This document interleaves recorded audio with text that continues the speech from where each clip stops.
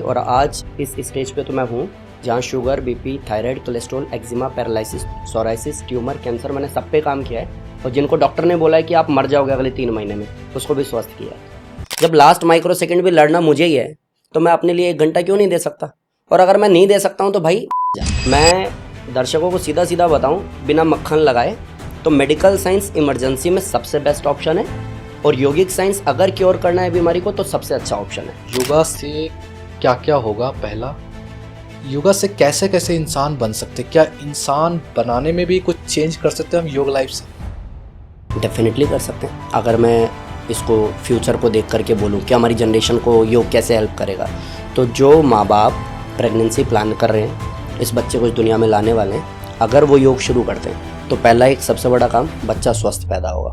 Main मुद्दा government को भी इतना टाइट होना चाहिए, जितने भी सेलिब्रिटीज़ हैं, फालतू का किसी भी इंसान को प्रमोट किया ना तो जिंदगी भर के लिए बैन कर देंगे तुम लोगों को। जब आप ओम चेंटिंग करते हो, जब आप गायत्री मंत्र करते हो, जब आप अनुलोम विलोम करते हो, तो एक एनर्जी, एक ऑरा क्रिएट होता है। मतलब कोई ज्वाइन करना चाहता है तो उसका क्या प्रोसेस है? आप उसके पीछे की कुछ डिटेल मेडिकल टेस्ट वगैरह ये सब भी कराते बिल्कुल, हो? उनका हमें name, age, height, weight, city, purpose, medical issue चाहिए होता है लिखित में कि प्रॉब्लम क्या है। जहाँ मेडिकल साइंस खत्म होती है वहाँ योगिक साइंस की शुरुआत है। टीवी पे कोई आकर के, लाइक मोदी जी आकर के बोलते थे ना कि एडवांस योगा सब कुछ नहीं है, प्राणायाम, मेडिटेशन, तो मेरे को लगता है यार इस बंदे को बंद कर यार। अगर किया है तो ऐसे गिनती के 5 लोगों को आप इंडिया गेट पे लाओ, Monday, Tuesday, Wednesday, Friday, Saturday, 5 दिन आप ये काम करके देखो। उसके बाद आप देखना चमत्कार कि मैंने 4 बार सुसाइड अटेम्प्ट किया उस 9 महीने के टाइम पीरियड में। सबसे पहले तो आपका स्वागत है हमारे एक और न्यू पॉडकास्ट में। आज मैं जिनकी बात करने जा रहा हूँ, कहते हैं ना, भारत एक योग गुरु देश कहला चुका पहले भी। हम सबको लगता है कि योगा करना चाहिए या एक्सरसाइज करना चाहिए, लेकिन हम लोग कई बार ना इग्नोर कर देते हैं। हम में से कई बार लोग ये बोलते हैं कि नेक्स्ट मंडे को हम करेंगे या कल से स्टार्ट करेंगे, और वो कल या नेक्स्ट मंडे कभी नहीं आता है। और हम सबको पता है ये कि योग करने से हमारी लाइफ में क्या क्या चीज़ें हो सकती हैं। तो कह सकते हैं आज का पॉडकास्ट उनके लिए है जो कहते हैं योगा से क्या क्या होगा। तो आप ज़रूर देखिएगा, क्योंकि योगा से क्या क्या होगा इस पॉडकास्ट में आपको ज़रूर समझ में आएगा। हमने काफ़ी चीज़ों पे बात किया, उनके गुरुकुल के बारे में, उनकी पढ़ाई के बारे में, आज की जनरेशन में जो चेंजेस आई है उनके बारे में बात किया हमने। गुरुकुल के पढ़ाई का क्या महत्व होता है आज की डेट्स में। कुछ हमने सेंसिटिव चीज़ पे भी बात की, जैसे कि आपको पता है कोलकाता में एक रेप हुआ है, मतलब भगवान कहे जाने वाले डॉक्टर का रेप हुआ है। तो आप समझ सकते हो ये खुद में ही कितना सेंसिटिव है। काफ़ी सारी चीज़ें थी जहाँ पर हमें लगा था कि हम काफ़ी बात कर सकते हैं, लेकिन आप भी समझते हैं एक पॉडकास्ट की एक लिमिटेशन है। तो हमने एक दायरे में रहकर अपनी बात आप तक पहुँचाने की कोशिश की है। तो चलिए जानते हैं हमारे गेस्ट मनमोहन जी से, जो जयराम योगा सेंटर चलाते हैं। उनके काफ़ी सारे स्टूडेंट हैं, गवर्नमेंट के साथ भी उन्होंने काफ़ी सारे काम किए। उन्होंने बताया हमें कि दिल्ली पुलिस और काफ़ी सारे एनजीओ, स्कूल्स वगैरह के साथ उन्होंने काम किया। तो आइए जानते हैं इस पॉडकास्ट में योगा से क्या क्या होगा।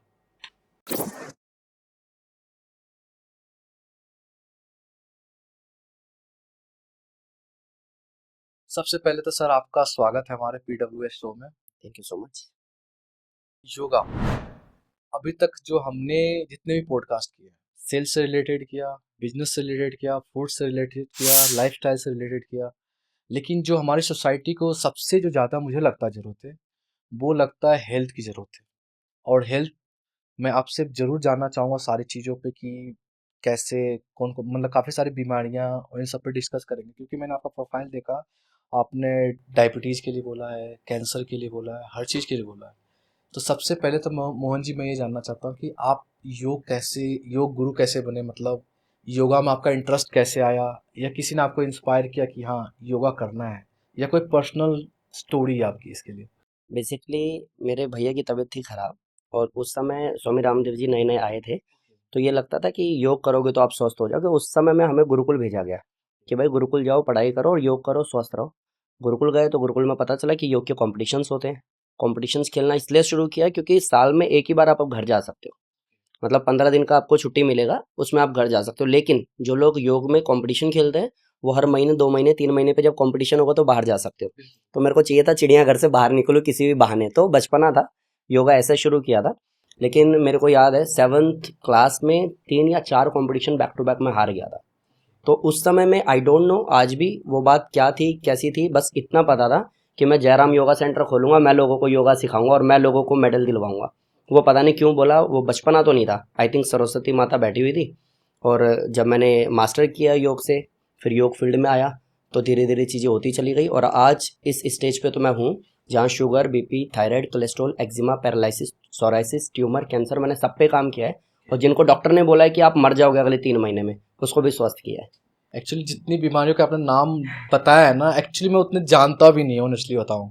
2-4 ही जानते हैं, जैसे थायराइड हो गया, बीपी वगैरह बोला, कैंसर है। इसके अलावा तो मैं जानता भी नहीं कि कितनी बीमारियाँ हैं। और मैं तो, मुझे लग रहा है ये पॉडकास्ट वैसे भी इंटरेस्टिंग होने वाला है, क्योंकि जब इतनी बीमारियों की बात करेंगे तो कहीं मेडिकल वाले हमारे दुश्मन ना बन जाए। नहीं, बिल्कुल नहीं बनेंगे। उसके ऊपर मैं आपको बताऊंगा, ये एक्चुअली डिबेट बहुत तगड़ी वाली है कि योगिक साइंस अच्छा है या मेडिकल साइंस अच्छा है। ओके। मैं दर्शकों को सीधा सीधा बताऊं बिना मक्खन लगाए, तो मेडिकल साइंस इमरजेंसी में सबसे बेस्ट ऑप्शन है, और योगिक साइंस अगर क्योर करना है बीमारी को तो सबसे अच्छा ऑप्शन है। कोई लड़ाई है ही नहीं।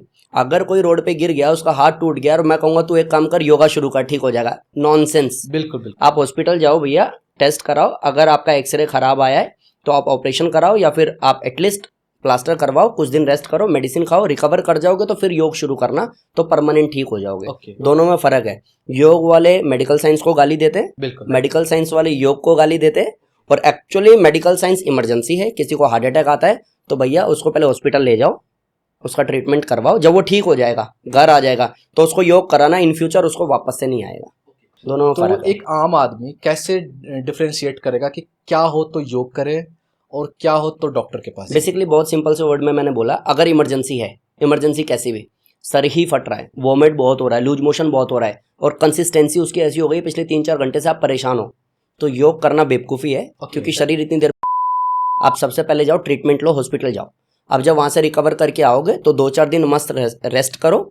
अब जब ठीक हो गए तो अब आप योग करो कि इन फ्यूचर आपको ये सारी दिक्कतें ना आए। कहने का मतलब, अगर इलाज का सॉल्यूशन लॉन्ग टाइम में चाहिए, और लॉन्ग टाइम के लिए मतलब कहने का मतलब खत्म करना है आपको, परमानेंट खत्म करना है, तो योग के थ्रू जाओ आप। अगर इंस्टेंट जरूरत है तो मेडिकल इंस्टेंट लो आप, मेडिकल साइंस में जाओ। और ये फैक्ट है बिल्कुल, मतलब इसके ऊपर कोई डिबेट एक्चुअली नहीं है। बट अभी तो आपको पता ही है कि मतलब अगर मैंने इसको गाली दी तो मैं अच्छा हो गया, उसने मुझे गाली दी तो वो अच्छा हो गया। एक्चुअली सर यही चल भी रहा है। हाँ, तो मैं बहुत क्लियर कट हूँ इन चीज़ों को लेके। मेरा स्टूडेंट भी अगर मेरे को ये कहे ना कि मेरे नी में स्वेलिंग है, तो मैं उसको यही कहता हूँ पहले आप एक्सरे करा लो, अगर रिपोर्ट में कुछ नहीं आता है तो मैं ठीक कर दूंगा, अगर कुछ आता है तो ट्रीटमेंट ले लो, ट्रीटमेंट के बाद फिर मैं आगे का काम कर लूँगा। बहुत सिंपल है, इसमें बहुत उधेड़ बुन है नहीं एक्चुअली, अगर आप सही से समझोगे तो। योगिक साइंस की अपनी वैल्यू है, मेडिकल साइंस की अपनी वैल्यू है। अगर हम 100-200 साल पीछे चले जाते हैं सर, मेडिकल मेरे हिसाब से हमारी कंट्री की ही बात कर लेते हैं तो इतना डेवलप में भी नहीं होगा, तो उस टाइम भी तो इलाज होता होगा, या कह लो हम 200-300 साल और पीछे चले जाते, तो क्या लगता है उस टाइम कैसे हम लोग मतलब फिट रहते थे? हमारे ना सप्त ऋषि थे, ठीक है, चरक थे, सुश्रुत थे, पतंजलि थे, सबका अपना डिपार्टमेंट बटा हुआ था। और हम लोग जो हमारे ग्रंथ में, शास्त्र में देखते हैं, पढ़ते हैं, तो हमें पता चलता है जी गणेश जी का गला काटने के बाद में सर्जरी की गई और दूसरा गला जोड़ दिया गया। बिल्कुल बिल्कुल। हम लोग उसको मजाक समझते हैं, और मजाक इस तरीके से हम समझते हैं कि अगर कोई कहता है कि यहाँ पे नारायण बोल करके गायब हुए और वहाँ पहुँच गए, तो हम कहते हैं बेवकूफ़ी है भाई, ये ड्रामा क्यों दिखा रहे हो। बिल्कुल बिल्कुल। लेकिन अब जो हम लोग देख रहे हैं, लाइक वीडियो कॉल पे अपनी फैमिली को देख रहे हैं, बिल्कुल, तो वो तो हो गया। अब माइक्रो मिनी टाइप करके ऐसी चीज़ें होने वाली हैं बहुत जल्दी, जिस पे काम चल भी रहा है। आप गूगल करोगे आपको पता चलेगा कि इंसान यहाँ से वहाँ पहुँच जाएगा, तो कोई बड़ी बात नहीं है। मतलब पहले अगर मेरे को यहाँ से बिहार जाना है ना, तो मेरे को चाहिए था कि मेरे को अच्छा खासा टाइम चाहिए। बिल्कुल। उसके बाद में फिर ये लाइक ट्रेन आ गई और सारी चीज़ें हो गई, लेकिन आज फ्लाइट है ना, इंसान 2 घंटे में पहुँच जाता है, तो टाइम पीरियड बहुत कम हो गया। तो जब हम हंस रहे हैं उस समय में और आज में बहुत फ़र्क है। सेम मेडिकल साइंस आप कहोगे तो मैं कहूँगा ऋषि सुश्रुत जो थे, या ऋषि महात्मा जितने लोग थे, या जो भी ऐसे थे जो आपके नस नाड़ियों को छू करके बता देते थे, या फिर सिर्फ आपके आंखों में देख के बता देते थे आपको क्या बीमारी होने वाली है या हो गई है, तो उसका ट्रीटमेंट वो तुरंत करते थे। अब एक सिंपल सी बात मैं कहूँ, इनको लक्ष्मण जी को बाण लगा, बोल दिया गया जी संजीवनी आप लेकर के आइए, ये ठीक हो जाएंगे और सूर्यास्त से पहले आ जाइएगा। बिल्कुल। तो वो गए लेकर के आए और वो ठीक भी हो गए। लेकिन आज की डेट में मेडिकल साइंस आज भी उतना डेवलप नहीं है कि किसी मरते हुए को जड़ से निकाल करके और एकदम गारंटी के साथ साइन करके आपको पकड़ा दे। बिल्कुल। लास्ट में वो यही कहता है जी आप साइन कर दो, अगर इसको कुछ हो जाएगा तो हम कुछ नहीं कर सकते। एक्चुअली मुझे ना इस वर्ड से ना एक्चुअली मेरे साथ जो घटना घटी मैं थोड़ा सा चाहता हूँ उस पर डिस्कस कर लेते हैं।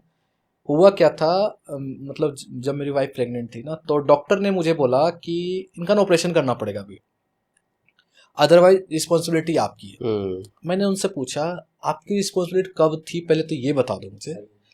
अगर बच्चे को कुछ भी होता है अल्टीमेटली हमारी ही रिस्पॉन्सिबिलिटी हर चीज़ में, क्योंकि आप थोड़े ना कुछ कर लोगे या आप खो दोगे अपना या कुछ पालोगे अपना, आपके लिए तो जस्ट एक ऑपरेशन है। तो मुझे ना एक चीज़ यही फीडबैक लगता है जब ये बोलता है ना कोई कि रिस्पॉन्सिबिलिटी हमारी नहीं है, तो वहाँ पर ना मेरा क्वेश्चन मार्क हमेशा रहता है कि रिस्पॉन्सिबिलिटी सच में आपके लिए है, फैमिली की ही है। अल्टीमेटली डिसीजन तो आप हमारे ऊपर ही छोड़ रहे हो ना।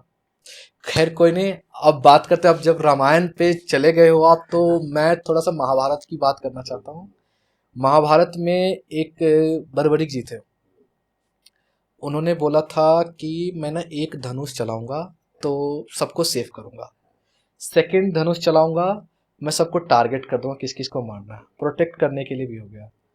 अब जब कहते हैं ना लोग कि पुरानी वाली चीज़ों को मानते नहीं, तो मुझे जो इंस्पिरेशन मिला वहाँ से, आप एपीजे अब्दुल कलाम सर ने इस पर रिसर्च भी किया था, जो हमारा मिसाइल है ब्रह्मोस, उसके बारे में उन्होंने बताया था कि ऐसे ऐसे चीज़ें हो सकती है, लेकिन दुनिया नहीं मानती है, आज मानती है उसको। वो क्या बोलते हैं, अगर मैं नाम याद करूँ तो, जैसे आपने किसी पे मिसाइल छोड़ा, उधर से डिफेंस सिस्टम स्टार्ट हो गया, एक्टिव हो गया, और वो आपस में टकराते थे। तो कई लोग मजाक करते थे ना, जैसे अर्जुन ने तीर मारा, करण ने मारा, टकराया, ऐसा सिस्टम नहीं है, लेकिन आज दुनिया मान रही है। अभी कुछ टाइम पहले की मैं बात करूँ ना, इसमें ज़्यादा अंदर ना जा करके मैं नॉर्मली बात करूँ, तो जब मैं लोगों को ये बोल रहा था ना कि देखो जब आप ओम चेंटिंग करते हो, जब आप गायत्री मंत्र करते हो, जब आप अनुलोम विलोम करते हो, तो एक एनर्जी, एक ओरा क्रिएट होता है। तो लिटरली कुछ लोग, जो लोग इन सारी चीज़ों को नहीं मानते हैं, भाई कहाँ है वो ओरा, बताइए कहाँ है वो ओरा। मैं आज उन लोगों को कह दूं इस पॉडकास्ट के माध्यम से कि भाई साहब जब वाईफाई में आप पासवर्ड डालते हो ना, तो आप यूज़ कर पाते हो, लेकिन दिखता तो कहीं नहीं है। अब यही पासवर्ड आपके पास है और मेरे पास नहीं है, आप यूज़ कर पा रहे हो, मैं नहीं कर पा रहा हूँ। तो पहले अगर मेरे को प्राणायाम करना है, मेरे को उस ओरा को फील करना है, तो एटलीस्ट मैं आँख बंद करके अपनी प्योरिटी तो दिखाऊं, ईमानदारी तो दिखाऊं। और जब आप दिखाओगे नहीं, आपको मिलेगा नहीं। और कोरोना कौन सा खटखटा करके आया था, बोल करके आया था कि भाई मैं तेरे शरीर में घुसने वाला हूँ, कुछ भी ऐसी। अब वो सारी चीज़ें जो, अगर हम कहें सीता माता का जब हरण हुआ तो वो पुष्पक विमान लेके आए, उस समय कहते थे ऐसा तो कुछ उड़ ही नहीं सकता, बिल्कुल बिल्कुल, हवाई जहाज उड़ रहा है, बिल्कुल एरोप्लेन उड़ रहा है, दुनिया भर की चीज़ें हो रही हैं। जिन चीज़ों पे हम लोग हंसे थे, वो सारी हमारी संस्कृति ने हमें दिखाई है और आज भी कर रही है। इवन मैं आपको बहुत बड़ा कमिटमेंट बोलूँ तो, जहाँ मेडिकल साइंस ख़त्म होती है वहाँ योगिक साइंस की शुरुआत है। और मेरे पास ऐसे बहुत सारे केसेस हैं जिनको डॉक्टर ने बिल्कुल मना कर दिया था और अब बिल्कुल ठीक है। ये पावर है हमारी संस्कृति की, हमारे सनातन की, हमारे पूर्वजों के दिए हुए ज्ञान की। और अगर इसको कोई मजाक में लेता है तो मैं हमेशा बोलता हूँ, मेरे को लोग बोलते हैं कि सर योग से अगर इतना ही ठीक हो रहा है तो एम्स के बाहर भीड़ क्यों है। बिल्कुल बिल्कुल, अगर वो इंसान बैठ के 5 मिनट ओम नमः शिवाय या ओम चेंटिंग कर ले तो सीरियसली वो ठीक हो जाए, बट उसको करना नहीं है ना, ट्रस्ट नहीं है। और ट्रस्ट तो आप अपने माँ बाप पे नहीं करोगे तो आपको लगेगा आप पड़ोसी से हो। बिल्कुल बिल्कुल बिल्कुल, सही बात है। तो आपको एटलीस्ट पहले ट्रस्ट करना पड़ेगा। इवन मैं अगर आपका छोटा भाई हूँ, मैं आपके घर में ही रह रहा हूँ, आपके साथ ही सो रहा हूँ, तो मेरे को चाहिए कि आपके ऊपर मैं ट्रस्ट करूँ। अगर मुझे डाउट हो गया कि आप मेरा एनकाउंटर करवा सकते हो, तो मैं एक दिन भी उस घर में टिक नहीं सकता। तो सब कुछ तो ट्रस्ट पे चल रहा है। और योग आपसे प्योरिटी मांगता है, अगर आप दे सकते हो तो योग आपको नेचर से जोड़ करके आपको स्वस्थ करने की ताकत रखता है। और वो मैंने किया है, मैं बहुत सारे रिजल्ट्स आपको दिखाऊंगा तो आपको पता चलेगा। एवरेज टाइम क्या देना चाहिए सर, अगर योग करना है किसी को तो एक एवरेज डेली टाइम क्या देना चाहिए? वैसे मैंने बहुत सारी वीडियोस देखी हैं, बहुत सारे लोगों को सुना है, उन लोगों को भी सुना है जो योग में टॉप पे बैठे हैं। वो कहते हैं आप 10 मिनट भी करोगे तो पर्याप्त है।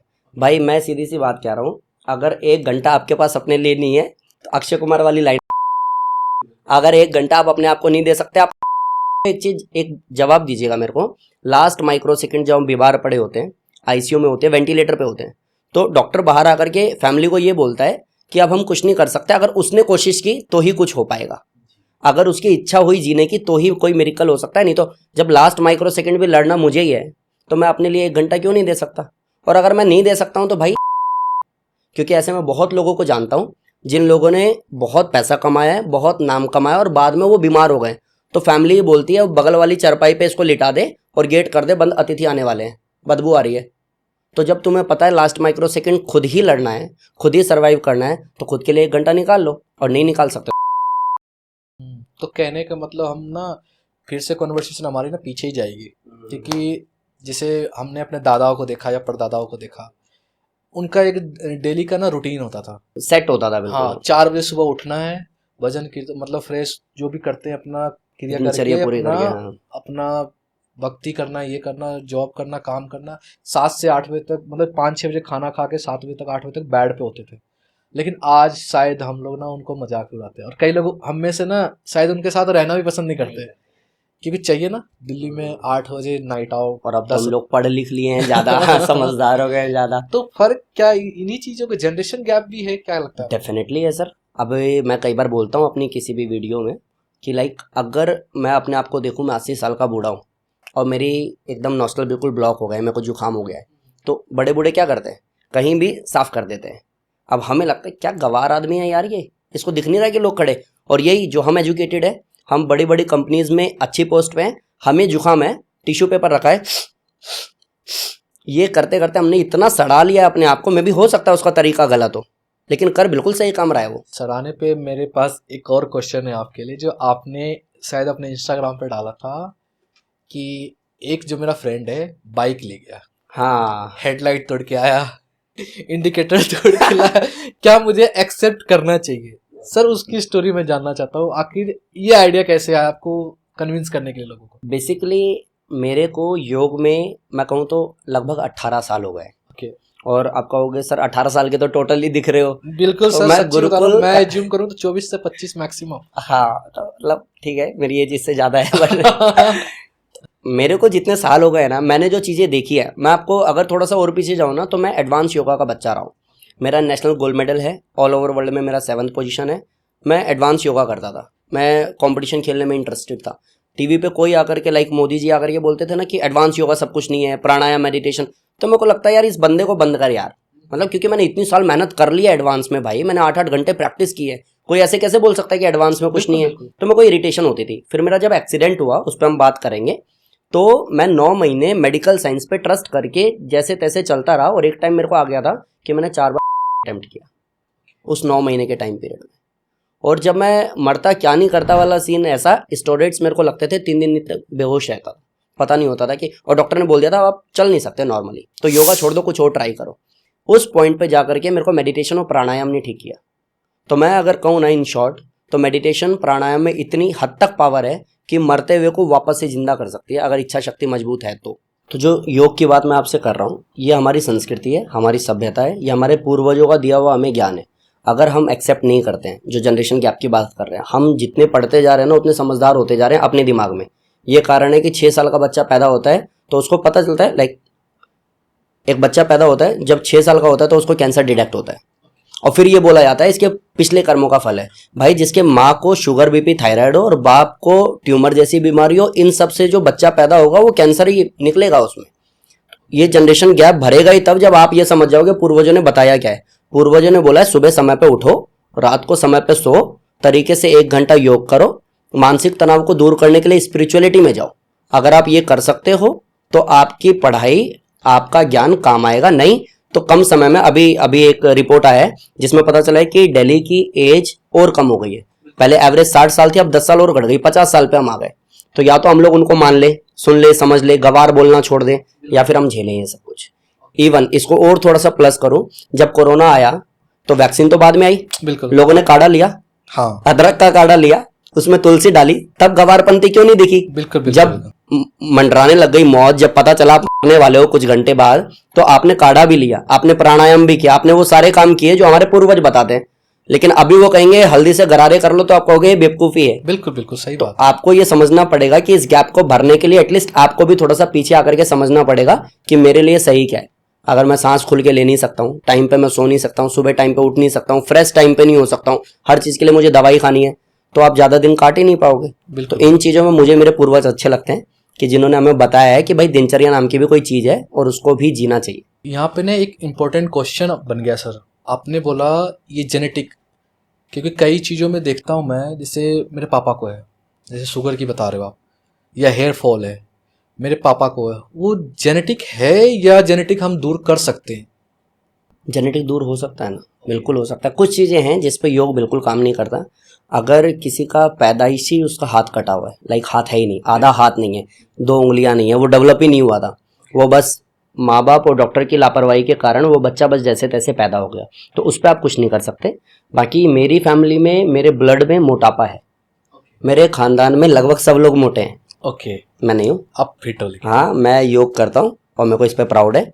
और ऐसे बहुत सारे लोगों को जानता हूँ जिनमें जेनेटिक था बाल का उड़ना, जेनेटिक था शुगर, जेनेटिक था और बहुत कुछ, आज वो बिल्कुल ठीक है, मजबूत है। ओके, ये जेनेटिक का मैंने इसलिए क्वेश्चन किया रेस, क्योंकि ना मुझे ना 5-6 महीने पहले खांसी हुई थी।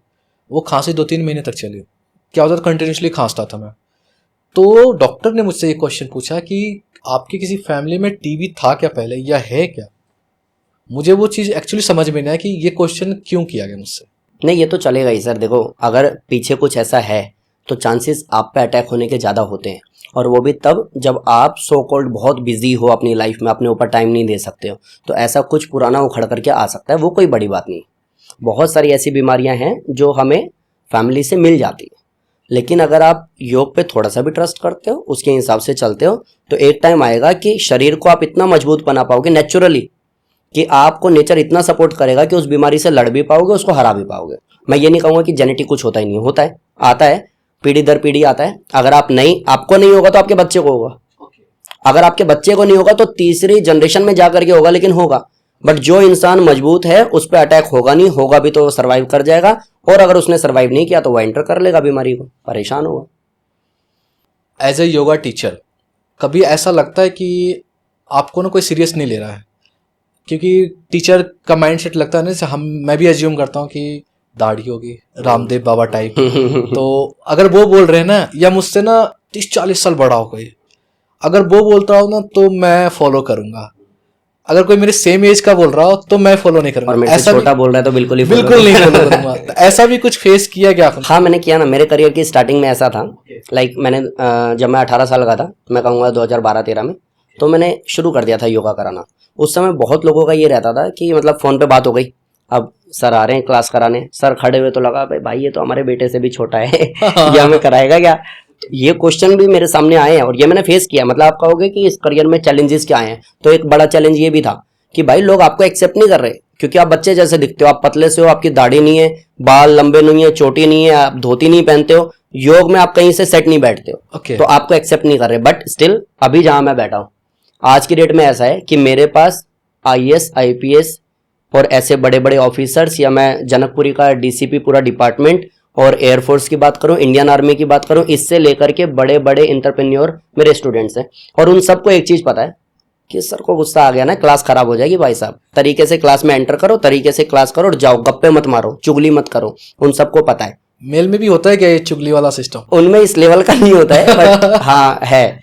बट मेरी क्लास में डिफेंस वगैरह ये सब बोला ना, तो वो मैं सरप्राइज हूँ कि अगर वो भी कर सकते तो मैं कुछ कह नहीं सकता। नहीं, एक्चुअली क्या होता है ना, एक ओरा बनाया हुआ है। ओके। एक ऐसा बनाया हुआ, आप मेरे सेंटर पे आओ, मैं आपको इनवाइट करता हूँ, आप आओ। जैसे एंट्री करोगे ना अंदर, तो हम लोगों ने, अब वेलनेस सेंटर जितने भी, फिटनेस सेंटर जितने भी, सब में मिरर्स लगे होते हैं। उसमें अपने आप को आपको देखना अच्छा लगता है, आपको एक्सरसाइज देखते हुए करना अच्छा लगता है। मेरे सेंटर में एक भी मिरर नहीं है, और ये बिल्कुल यूनिक आइडिया है मेरा। ये ज़्यादातर लोग फॉलो नहीं करते। अभी हम स्टूडियो में बैठे हैं, मिरर लगा हुआ है। मेरी क्लास में आप मोबाइल नहीं चला सकते, मेरी क्लास में कोई मिरर नहीं है, तो आप टाइम पास नहीं कर सकते। ग्रुप में आप चाहिए, मेरे पास 7 साल से आ रहे हो, आपका कोई ग्रुप नहीं है, वो मेरे सेंटर का ग्रुप है। आप आ रहे हो, मेहनत कर रहे हो, नमस्ते जी, टाटा बाय बाय, चलिए जाइए। मैं किसी से कोई रिलेशन नहीं बनाता हूँ, मैं रिजल्ट दे देता हूँ ना, रिलेशन अपने आप बन जाता है, रिस्पेक्ट अपने आप बन जाती है। इधर उधर गप्पे मारना, एक गुट बना लेना कि नया एंटर करेगा तो उसको हम साइड में रखेंगे, हमारा ग्रुप आगे बैठेगा, ये ड्रामा है ही नहीं मेरे सेंटर में। और ये कहीं ना कहीं जब दाढ़ी नहीं थी तब से लेकर के और आज इतना स्ट्रिक्ट मैं हूँ, लोगों को लगता है कि मैं बहुत स्ट्रिक्ट हूँ, ये सब मैंने कमाया है मेरी मेहनत से। क्योंकि इन शॉर्ट सबको ये पता है कि सर जो कह रहे हैं कर लेंगे तो रिजल्ट आ जाएगा। कभी कभी ऐसा नहीं बोलते बेटा मैं तुम्हारे पापा जैसा? नहीं, बिल्कुल नहीं थोड़ा सा तो देखो। बल्कि मेरे को ऐसे लोग हैं जो मतलब मेरे पापा से ज्यादा की एज के हैं, और वो मुझे ये कहते हैं कि मेरा बेटा आपकी एज का है, बट वो ये सारी चीजें नहीं करता। एक बार आप मेरे घर पे आओ प्लीज, आप समझाओगे तो समझ जाएगा। इवन मैं आपको फोटो भी दिखाऊंगा, जनकपुरी की DCP है, मेरी स्टूडेंट है, पूरी यूनिट को मैं योगा कराता हूँ। तो मेरे को स्पेशली कॉल किया कि मनमोहन, मैंने कहा जी मैम बताइए, मैं घर पे इनवाइट कर रही हूँ लंच पे, और आपका एक ही काम है बस वहाँ आके मेरे बेटे को कन्विंस करना है, क्योंकि वो जिम तो करता है, योगा नहीं करता। मतलब मैं उनके घर पे गया हूँ, उनके बेटे को कन्विंस किया है, और उसने फिर चैनल सब्सक्राइब किया है, फिर उसने मेहनत आई थिंक शुरू की होगी। तो मेरे साथ उल्टा हो रहा है बिल्कुल। ये नहीं हो रहा है कि बेटा हम तेरे बाप से बड़े हैं, बल्कि ये हो रहा है कि सर जी हमारे घर में हमें अगर नहीं सुन रहे तो आप चलिए, आपकी सुन लेंगे वो, क्योंकि आप बोलते इस तरीके से वो कन्विंस हो जाएगा। तो कहीं ना कहीं आपके गुरुकुल वाला माहौल बन रहा है यहाँ पे? डेफिनेटली बन रहा है सर। सबको पता है कि ये भाई गुरुकुल का बच्चा है, इसलिए इतना स्ट्रिक्ट है। इवन मेरे को अभी, क्योंकि आप जब यूट्यूब पे ग्रो कर रहे हो तो आपको अच्छे कमेंट्स तो आएंगे, डेफिनेटली आप मेहनत कर रहे हो, तो कुछ एक आध फालतू का भी कमेंट आएगा। तो एक ने कमेंट किया तो थोड़ी देर मेरे को गुस्सा आया, बाद में मुझे अच्छा लगा। उसने लिखा था भाई ये आर्मी से है क्या ये बंदा, मतलब Okay, इतना discipline देख। हाँ ये आर्मी से है क्या, योगा वाले तो बहुत शांत होते हैं, क्या इसका आर्मी वाला धंधा बंद हो गया क्या? तो मैंने कहा यार इतनी मेहनत करता हूँ, इतना रिजल्ट देता हूँ, ये सब क्या ड्रामा है। फिर मेरे को लगा फाइनली कोई बंदा अप्रिशिएट कर रहा है उसको। बिल्कुल। वो ये नहीं कह रहा कि आप गप्पे मार रहे हो या टाइम पास कर रहे हो या मिसबिहेव कर रहे हो या वल्गैरिटी कर रहे हो, वो ये कह रहा है कि आप इतने स्ट्रिक्ट हो कि आर्मी जैसा फील आ रहा है। मेरे को अच्छा लगा। एक्चुअली कोई भी कंफ्यूज हो जाएगा। आपका फिजिक जो एक्चुअली मेंटेन किया ना आपने, मैं भी जब फर्स्ट टाइम देखा ना मुझे लगा शायद डिफेंस में आप गए होंगे, मे बी आपका मूड नहीं किया होगा, लग रहा होगा सोशल कुछ करना है, तो आप क्विट कर गए। तो देख के तो सच में ऐसा ही लगता है। ये सारे टैटू का क्या राज है? क्योंकि काफी सारे टैटू दिख रहा हूँ मैं आपके हाथों पे, और एक संदीप सर का भी टैटू है। हाँ एक्चुअली क्या है कि जब मैं गुरुकुल से आया तो मैंने आपको अभी बताया जब हम लोग शूट करने वाले थे इससे पहले कि मैं हरियाणा से पढ़ा हूँ, तो मेरा यड़े कड़े मन्ने नहीं बेरा ओके। कित जागा टाइप में बोलता था।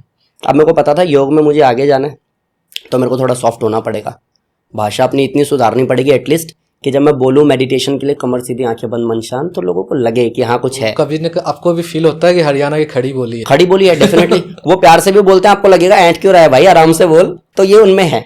अब मेरा क्या था, एक चोटी, ठीक है, धोती पहनना। इवन मेरी माँ कहती थी, मैं 2012-13 की बात करूं, कि जा बिजली बिल जमा करके आ जा, तो मैं और भैया जाते थे और वापस आ जाते थे 1-1.5 घंटे बाद। क्या हो गया, नहीं किया, क्यों? एड्रेस ही नहीं मिला। अरे एड्रेस नहीं मिला, मूर्ख पूछ लेता किसी से, मेरे से नहीं होता ये सब, मैं नहीं पूछ सकता। मतलब इतने हम लोग थे कि बात नहीं कर सकते हम किसी से। उसके बाद मैंने धीरे धीरे अपने आप को चीजों में चेंज किया है, अपडेट किया है, और उसका एक रीजन है ये कि लोग, मतलब लगता था गुरुकुल से आया तो भैया ठीक है यार इसकी संस्कृत तो समझ में आती है, बट ये हमारे में मैच नहीं होता।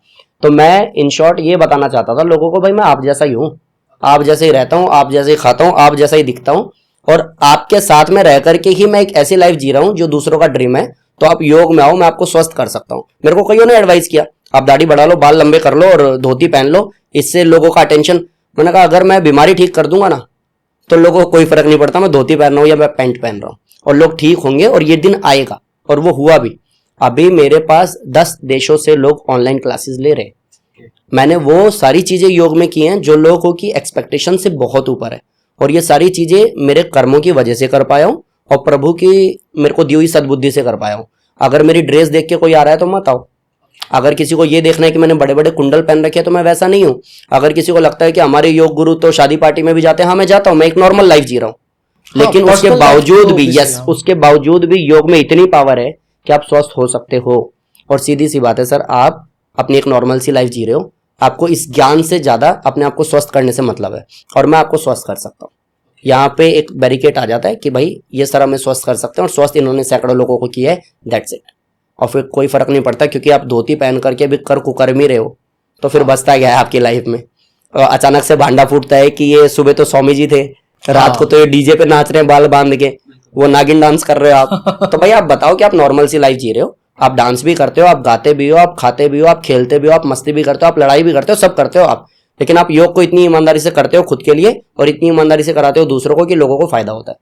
और योग में कहीं नहीं लिखा ये कि भाई सबसे पहले धोती पहनो तभी योग शुरू करोगे आप। तो सर अगर बात करूं योगा से क्या क्या होगा, पहला योगा से कैसे कैसे इंसान बन सकते, क्या इंसान बनाने में भी कुछ चेंज कर सकते हैं हम योग लाइफ से? डेफिनेटली कर सकते हैं। अगर मैं इसको फ्यूचर को देख करके बोलूँ कि हमारी जनरेशन को योग कैसे हेल्प करेगा, तो जो माँ बाप प्रेगनेंसी प्लान कर रहे हैं, इस बच्चे को इस दुनिया में लाने वाले हैं, अगर वो योग शुरू करते हैं तो पहला एक सबसे बड़ा काम, बच्चा स्वस्थ पैदा होगा। स्वस्थ पैदा होगा, उसका डेवलपमेंट बहुत अच्छा होगा, मानसिक रूप से बहुत मजबूत होगा, क्योंकि हमारे ग्रंथ बोलते हैं कि बच्चा जितना बनना होता है वो पेट में बन चुका होता है। अगर आप देखते हैं हनी सिंह की वीडियो तो भगत सिंह तो पैदा नहीं होगा, वो भी सीधी सी बात है। तो अब जब वो बच्चा डेवलप हो रहा है, क्योंकि वो योग से बना हुआ बच्चा है, वो आपने अपने आप को स्वस्थ किया, उसके बाद वो बच्चा प्लान किया, वो बच्चा बहुत स्वस्थ है। और स्वस्थ बच्चे पे जब दवाई नहीं चल रही, उस पर फालतू का टाइम और पैसा नहीं लग रहा, जब वो पढ़ रहा है तो एक बार में वो समझ जा रहा है, उसको ट्यूशन की जरूरत नहीं पड़ रही, और वही बच्चा जब करियर बना के यूपीएससी क्रैक करके या कोई बड़ी पोस्ट पे बैठ जा रहा है, योग से बना हुआ बच्चा, तो मुझे लगता है वो किसी को चीट नहीं करेगा, वो किसी को दबाएगा नहीं, वो किसी को नीचा नहीं दिखाएगा, वो रिश्वत नहीं लेगा। उसको पता है कि देखो जी, हम योग क्या है, हमने योग सीखा है, बचपन से माँ बाप ने हमें वही संस्कार दिए हैं, तो बेटा आप परेशान मत हो, आप वो संभाल लो, बाकी मैं देख लूंगा। नहीं तो अगर योग आपकी लाइफ में नहीं है, योग मतलब जुड़ाव। बिल्कुल। आप कई कहते हैं आत्मा परमात्मा, मैं कहता हूँ ये लास्ट स्टेज है आत्मा परमात्मा।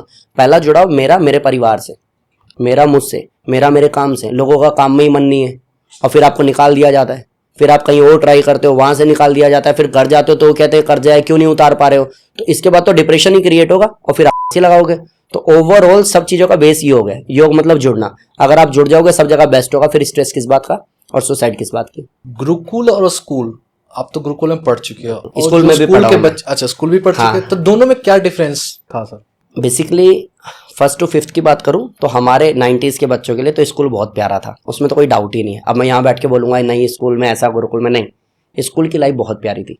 लेकिन जब मैं गुरुकुल गया हूँ तो मुझे पता चला है कि कहीं ना कहीं, मैं अगर कहूँ तो शायद गलत नहीं होगा, कि आर्मी से भी हार्ड डिसिप्लिन हमारा होता था। गुरुकुल में जो हम लोगों ने लाइफ जी है कड़कती ठंड में, जहाँ घास पे हमें पता चल रहा है कि बर्फ जम गई है, ऐसी ठंड में सिर्फ लंगोट और ऊपर जनेऊ, उसमें हम लोग दौड़ लगाते थे। अब उस समय इतना मजबूत बनाया गया, उस समय गुरुजी बोलते थे कि गुरुकुल से जो बच्चा पढ़ के निकलेगा वो दुनिया में कहीं मार नहीं खाएगा। तो हमें लगता था हम रोते रहते हैं ना, हमें घर जाने की याद आती है, तो इसलिए गुरुजी बोलते हैं। बट स्टिल जब हम वहां से निकले तो बिल्कुल सच साबित हुई कि हम अब कहीं पे भी चले जाएंगे ना, हम भूखे नहीं मरेंगे। इतना हमें गुरुकुल ने मजबूत बनाया। डिसिप्लिन बहुत बहुत तगड़ा था वहां पे। आपको सुबह 4:30 बजे उठना है, 5 बजे तक आपको फ्रेश होके, 30 वॉशरूम थे, 30 शौचालय थे और 300 बच्चे थे। आधे घंटे के अंदर 300 बच्चों को फ्रेश होके ग्राउंड में पहुंचना है। दौड़ लगाने के बाद आपको नहाना है, अगले 45 मिनट में नहा करके हवन के कपड़े पहन के हवन में बैठना है, और हवन खत्म होने के बाद में आपको फटाफट नाश्ता करना है। नाश्ते के बाद में स्कूल की ड्रेस में, गुरुकुल का अपना स्कूल होता है, स्कूल जाना है। और वहां अगर आप मेरे सर हो, आप मेरे टीचर हो, आप मेरे गुरुजी हो, आप मेरे आचार्य हो, तो आप मेरे को पढ़ा रहे हो, आप मेरे को प्यार भी कर रहे हो, आप मेरे को डांट भी रहे हो, आप मेरे को मुर्गा भी बना रहे हो, और आप भी अपने घर नहीं जाते हो, मैं भी अपने घर नहीं जाता हूँ, दोनों ग्राउंड में दोस्त हैं। अब आप आउट हो रहे हो तो मैं आपको बोल रहा हूँ सर आप आउट हो, आउट हो, और आप कह रहे हो मारूंगा थप्पड़, आउट नहीं हूं मैं, तो मैं कह रहा हूं छोड़ दो, माँ के पेट से निकल के भी झूठी बोला होगा आपने। इस लेवल का हम बोल रहे हैं, बट गुरुजी को बुरा नहीं लग रहा, क्योंकि उस समय हम ग्राउंड में दोस्त है। अब क्लास में आने के बाद वो दोस्त नहीं है, अब वो गुरुजी हैं, और क्लास में आने के बाद ये बात भी नहीं होगी कि कल 2 रन से वो आउट हो गया और पीछे रह गया। नो, ये जो मेंटेनेंस था ना गुरुकुल का, इसने हमें डिसिप्लिन सिखाया, इसने हमें रिस्पेक्ट सिखाई है, इसने हमें बैरिकेड करना सिखाया कि कहाँ कितना डिफरेंस रखना है, और शायद इसकी वजह से हूँ जो मैं हूँ। तो गुरुकुल की लाइफ बहुत प्यारी थी। स्कूल में हमने, कॉलेज की पूछोगे तो मैं कहूँगा जितने लोग खराब हो रहे हैं ज़्यादातर लोग कॉलेज में हो रहे हैं। रीज़न है कि आप सेपरेट हो जाते हो, आपको जाकर के कैंटीन में बैठना है, आपको बहुत सारी चीज़ों पे बात करनी है, आपको इलेक्शंस लड़ने हैं, आप अब डाइवर्ट हो गए हो।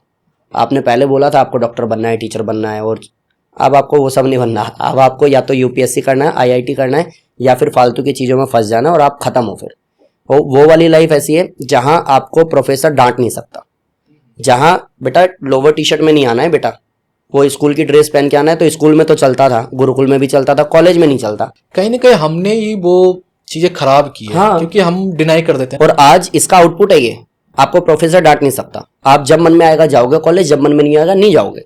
अब इन सब की वजह से हमें पता लग गया, हम बड़े हो गए, छूट मिल गई, और उस छूट ने हमें बर्बाद कर दिया। क्योंकि मुझे याद है ना, बचपन में टीचर को घर वालों की तरफ से फ्रीडम होता कि मारो पीटो जी, हमें कोई टेंशन हाँ। नहीं, हमारा बच्चा अच्छा बनना चाहिए बस। और आज की डेट में शहर में या कॉलेज में भी देख लो, अगर डांट भी दे तो 5-6 लड़के ग्रुप बुला के टीचर को ही पकड़ लेते। रीजन है ना सर, सोशल मीडिया ने इस हद तक हमें कमजोर बना दिया है कि अगर मैंने डांट दिया 9 साल के बच्चे को तो छत से कूद जाएगा। अब आपका स्कूल ही बंद होगा सीधा, क्योंकि आपकी वजह से बच्चा कूदा है। प्रॉब्लम यहाँ नहीं है, प्रॉब्लम यहाँ है कि माँ बाप ने उसको मेंटली डेवलप ही नहीं किया है। भाई स्कूल में कितने घंटे रहता है या ट्यूशन में कितने घंटे रहता है, ज्यादातर तो माँ बाप के पास रहता है। माँ बाप ने उसको ऐसा क्या सिखाया? माँ बाप ने क्यों कभी नहीं बोला कि बेटा देख हमने भी डांट खाई है, पिटाई भी खाई है, लेकिन मेहनत अच्छी करेगा तो तारीफ भी तुझे ही मिलेगी। ये तो माँ बाप ने नहीं सिखाया। तो प्रॉब्लम कहीं और है, बात कहीं और ही हो रही होती है। तो अब एक एक करके हम ना चले जाते हैं जहाँ योगा से लाइफस्टाइल, मतलब क्या क्या चीज़ें चेंज कर सकते, क्योंकि आज की डेट में कहीं ना इंसानों के अंदर ना हैवानियत देखने को मिलती है। अगर आपने अभी रिसेंटली न्यूज़ देखा होगा तो कोलकाता में एक डॉक्टर की रेप हुई, मतलब डॉक्टर जिनको हम भगवान मानते हैं एक तरह से, सेकंड भगवान कह सकते हैं उन्हीं को, क्योंकि ना कहते हैं ना अब कुछ नहीं तब ये इनके लास्ट हाथ में ऑप्शन है जी, हाँ, आप बचा लो। आज की डेट में वो भी सेफ नहीं है सर। तो क्या लगता है कैसा माइंडसेट हमारे कंट्री का होना चाहिए कि इस टाइप की जो मेंटालिटी मैं अपना कहीं जिस मैं अपना पर्सनल ओपिनियन दूं? बिल्कुल दे सकते हैं मेरे को लगता है इस पे आई डोंट नो हेट भी आ सकता है, क्योंकि कुछ लोग उतना सोचते नहीं है। सर। मुझे क्या लगता है ना, जिसको जो सोचना होता है ना, हाँ। आप उसको बदल नहीं सकते। हाँ। और कहते हैं ना, जब एक सेलिब्रिटी बात करती तो ही दुनिया भी रिएक्ट करती है, अदरवाइज तो पता ही नहीं होता कि कौन बोल रहा है कौन नहीं बोल रहा है। तो बेसिकली अभी मैं जब आ रहा था ना आपके पास में, तो मैंने मेरी वाइफ को बोला कि लक्ष्मी सही से सोच के देख यार, कि अगर बेटी हो, हम कहते हैं हाँ बेटी तो लक्ष्मी है, लेकिन आप 1st to 5th उसको ट्यूशन पढ़ा रहे हो, स्कूल भेज रहे हो, सोच के देख किसी कोने में। क्योंकि आज की डेट में जो हमारी कानून व्यवस्था है वो इतनी ख़त्म है ना कि आपका मोबाइल खो जाए, पर्स खो जाए या इंसान खो जाए, ढूंढ कोई नहीं सकता। तो मैंने कहा सोच के देख, जब वो कॉलेज जाएगी उसके साथ छेड़खानी हुई वो तो एक चीज़ है, इमोशनली वो किसी के साथ अटैच हो गई तो भी आप ही मरोगे। बिल्कुल सर। और इतनी सारी चीज़ों के बाद अगर मैं थोड़ा सा डेप्थ में जाऊँ, कोलकाता वाली मैंने कुछ वीडियोस देखी, तो कहते हैं जैसे आपने भी अभी बोला, एक तो डॉक्टर है, फिर किसी ने बोला एक तो डॉक्टर है, ऊपर से 36 घंटे उसने लगातार काम किया। मुद्दा ये सब है ही नहीं, मुद्दा ये सब है कि एक इंसान जिसके साथ में गलत हुआ है, और वो अकेला नहीं है, ऐसे सैकड़ों लोग डेली सेकंड्स के हिसाब से हो रहा है। तो इसके ऊपर हमारे कानून ने, हमारे संविधान ने ऐसा क्या किया है कि अगली बार होगा ही नहीं। और क्यों उस लड़के को ही सजा देनी है? क्योंकि रील्स तो हम भी देखना पसंद करते हैं, हम स्क्रॉल करते हैं। हनी सिंह का एक इंटरव्यू आया था, तो उस, और ये रिलेटेबल है इससे इसलिए बोल रहा हूँ, हनी सिंह का एक इंटरव्यू आया था, उसने कहा कि उससे क्वेश्चन किया कि आप ये जो दारू डॉप शॉप ये वीडियो बनाते हो, मतलब क्या है, क्या दे रहे हो आप जनरेशन को? तो उसने कहा जी मैंने भगत सिंह पे भी गाना बनाया, लोग देखना ही नहीं चाहते। बिल्कुल बिल्कुल सर। तो आज के डेट में आप उन सुपरस्टार को देखते हो क्योंकि वो गटर में कूद जाता है, आप वो वड़ा पाव वाली को देखते हो क्योंकि वो कुछ भी बोल रही है और कुछ भी कर रही है। आप ऐसे लोगों को प्रमोट करोगे और मेहनती लोगों को दबा दिया जाएगा, तो हर कोई चाहेगा ये शॉर्टकट मारना। और ये जब कचड़ा पूरे दिन दिमाग में घूमेगा ना, तो उस कचड़े का आउटपुट है वो, कि ऐसा कुछ भी कोई भी दरिंदा सोच पाता है, क्योंकि उसको पता है ज्यादा से ज्यादा क्या होगा, जेल जाएंगे, वहां पे भी खाना खा लेंगे, कोई टेंशन ही नहीं है। अगर मेरे से पूछो कि ऐसा क्या करें कि ये रुक जाए, बिल्कुल सर, मैं आपको बताता हूँ। जब कभी वैसी कोई रिपोर्ट आती है ना, ऐसा कोई इंसान आता है, तो मीडिया पहुंचती है उसके घर पे, फिर कहते हैं आप क्या कहना चाहोगे आपका बेटा, तो कहता है जी 7 महीने से वो हमारे साथ ही नहीं है। यार अगर 7 महीने से आपके साथ में नहीं है, या कोई सुसाइड बॉम्बर बन जाता है या कुछ और बन जाता है, तो इनकी सबकी हिस्ट्री देखो आप। 4 महीने से हमने निकाल दिया जी, 2 साल से हमारे साथ नहीं रहता था। तो चाहिए भैया गवर्नमेंट को ऐसा कुछ शेल्टर बनाओ या कोई ऐसी व्यवस्था करो जो भी, जिनके आसपास आगे पीछे कोई नहीं है, क्योंकि यही क्राइम करेंगे, इनको डर नहीं है किसी चीज का। तो सबसे पहले व्यवस्था करो कि इनको कैसे कंट्रोल किया जाए, पहली चीज। दूसरा, 1 2 3 4 5 ऐसे केसेस आप इंडिया गेट पे लाओ, मस्त नाखून उखाड़ो, मस्त जड़ से एक एक बाल उखाड़ो, मस्त उसकी आंखें फोड़ो। किसी को लगता है तानाशाही है तो भैया कर दो, ये भी काम एक बार करके देख लो। 1 के साथ में करो और लाइव चलाओ, 2 के साथ करो, 3 के साथ करो, 5 के साथ, छठा करके दिखाए, करे किसी के साथ बुरा, करे किसी को करे, कोई कर ही नहीं सकता। उसको पता है भाई मेरा खत्म, उसको पता है जरा से क्या हुआ, फांसी लगेगी। सबसे इजी काम है वो, 10-15 सेकंड का खेल है, आप मर जाओगे। आपने जो करना था वो आपने कर लिया, जिसकी लाइफ बर्बाद हो गई हो गई। बहुत सेंसिटिव मामला है। और जब कोई बोलता है कि डॉक्टर था 36 घंटे, मेरे को इरिटेशन होती है। मैंने कहा मुद्दा ये है ही नहीं, मुद्दा ये है कि वो डॉक्टर साहब का तो जो हुआ वो हो गया, अब आगे जितने भी लोग हैं उनको कब प्रोटेक्ट करोगे आप? कई लोग मुद्दे को ना पूरी तरह से भटका देते हैं। और अपना इंडिया इन चीजों में बहुत माहिर है, वो सारी बातें। अच्छा ये भी बोल रहा है कि डॉक्टर है, 36 घंटे काम किया, डॉक्टर बनने के लिए कितना पढ़ना पड़ता है। अरे ये मुद्दे थोड़ी ना है, मुद्दे ये है कि एक इंसान ने इतना बुरा सोच कैसे लिया, और सोच लिया तो ऐसा हम क्या करें कि अगली बार कोई ये ना कर दे बस। और हम लोग क्या करते हैं, जब एक्सीडेंट हो जाता है ना, तो एक नियम बनाते हैं कि दिल्ली में दोनों हेलमेट पहनेंगे। पहले क्यों नहीं है, ये फैक्ट है, समझ में क्यों नहीं आता। और अभी पूरी तरफ दिल्ली की अगर मैं बात करूं, जगह जगह गटर उबल रहे, जगह जगह रोड पे कूड़ा पड़ा हुआ है, जगह जगह गाय कूड़ा खा रही है। बिल्कुल सर, बिल्कुल कोई व्यवस्था हमारे पास में नहीं है। और फिर अगर कोई बड़ा कांड हो जाता है अचानक से, तो हम कहते हैं आज के बाद से ये नया नियम लागू। क्यों हो रहा है भाई, समझ में क्यों नहीं आता कि अगर किया है तो ऐसे गिनती के 5 लोगों को आप इंडिया गेट पे लाओ, Monday Tuesday Wednesday Friday Saturday, 5 दिन आप ये काम करके देखो, उसके बाद आप देखना चमत्कार। अगर, और लड़कियों के साथ भी ये होना चाहिए, अगर कोई किसी को गलत ब्लेम कर रही है और पता चले कि इसने गलत फंसा है और उसका पूरा घर, ऐसे बहुत सारी कहानियां हैं कि आपने गलत ब्लेम कर दिया। और एक सरदार जी का भी हुआ था कि छेड़खानी का आरोप लगा दिया, वो 3 साल जेल में गया, बाद में उसकी बहन ने फांसी लगा ली, माँ ने फांसी लगा ली और बाप कहीं चला गया, घर बर्बाद हो गया। बाद में उसको बोला बाइज्जत बरी, क्योंकि आपने ये किया ही नहीं था। न्यूट्रल होकर के जिस दिन गवर्नमेंट कर लेगी ना व्यवस्था, तो कोई किसी को चीट नहीं करेगा, कोई किसी के साथ गलत नहीं करेगा और सब बैलेंस हो जाएगा। लेकिन हम लोग ये कर ही नहीं सकते। क्या लगता है हमारे कंट्री में किसी को खरीदना कितना टफ काम? बहुत ईजी है, आप मुंह पे मारो ना पैसा, बहुत आसान है, बहुत आसान है। और ज्यादातर लोग तो उस पोस्ट पे जाना ही इसलिए चाहते हैं कि बस एक बार पहुंच जाओ उसके बाद तो व्यवस्था ही व्यवस्था है, कोई टेंशन ही नहीं है। ओके 98% लोग, और 2% ऐसे हैं जिनको जीने नहीं दिया जाता, उनको मजबूर कर दिया जाता है कि हाइड कर ले, और ऐसा होता है। क्या लगता है फिर बचपन से उनको क्या ऐसा सिखाया जाए कि मतलब कोई भी हो जिसने किया भी हो वो ना उनके सच में दिमाग में भी ना आए दूर दूर तक? क्योंकि अगर मैं 1000 साल हमारी पुरानी संस्कृति की बात किया जाए तो ये सब सुनने को भी घर में ताले भी नहीं थे लोगों के, हाँ ताले चोरी भी नहीं नहीं थे। होती। इनफैक्ट मैंने अभी भी शिरडी के आसपास कुछ शहर हैं, मैंने सुना वहाँ पे ना ताले नहीं लगते अभी भी घर में, लोग ओपन रहते हैं। तो वो माहौल कैसे क्रिएट किया जाए सर? बेसिकली अभी मैंने ना कुछ टाइम पहले एक रिपोर्ट पढ़ी है, अब सोशल मीडिया पे कुछ बैरिकेटिंग्स होने वाली है।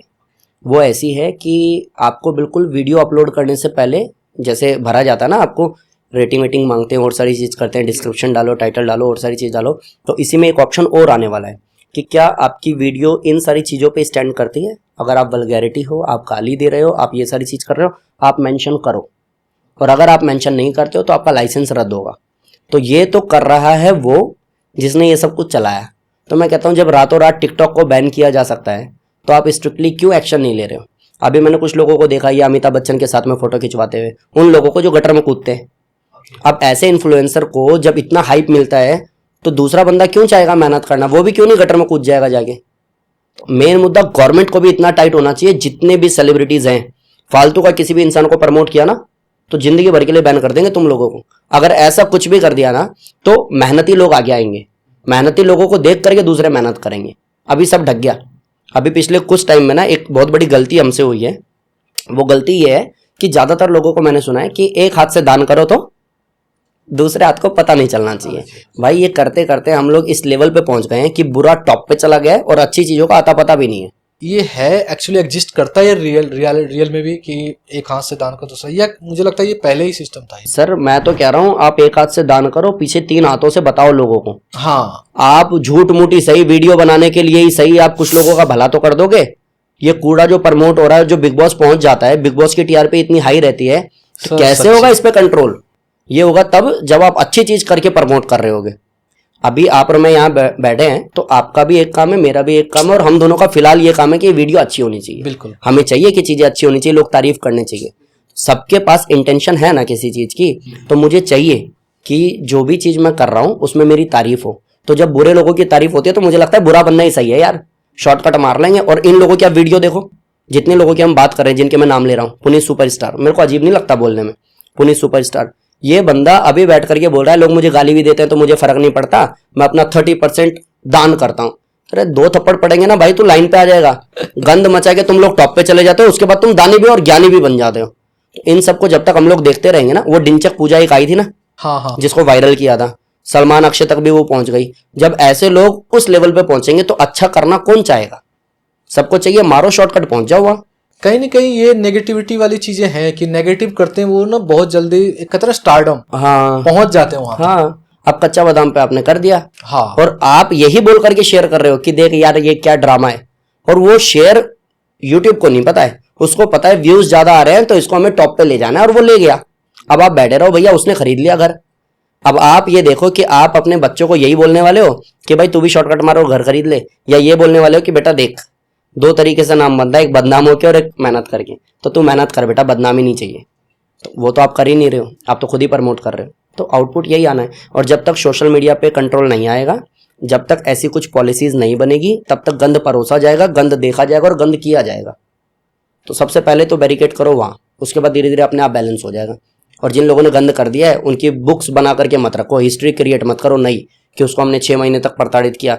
भाई एक ही दिन का काम है, नाखून उखाड़ने से लेके, बाल उखाड़ने से लेके, आंख फोड़ने से लेके देने तक। लोगों को लगेगा बुरा बोल रहा है, गलत बोल रहा है। और योग वाला है तो और सात्विक होना चाहिए इसको, भाई मेरे को जरूरत नहीं है।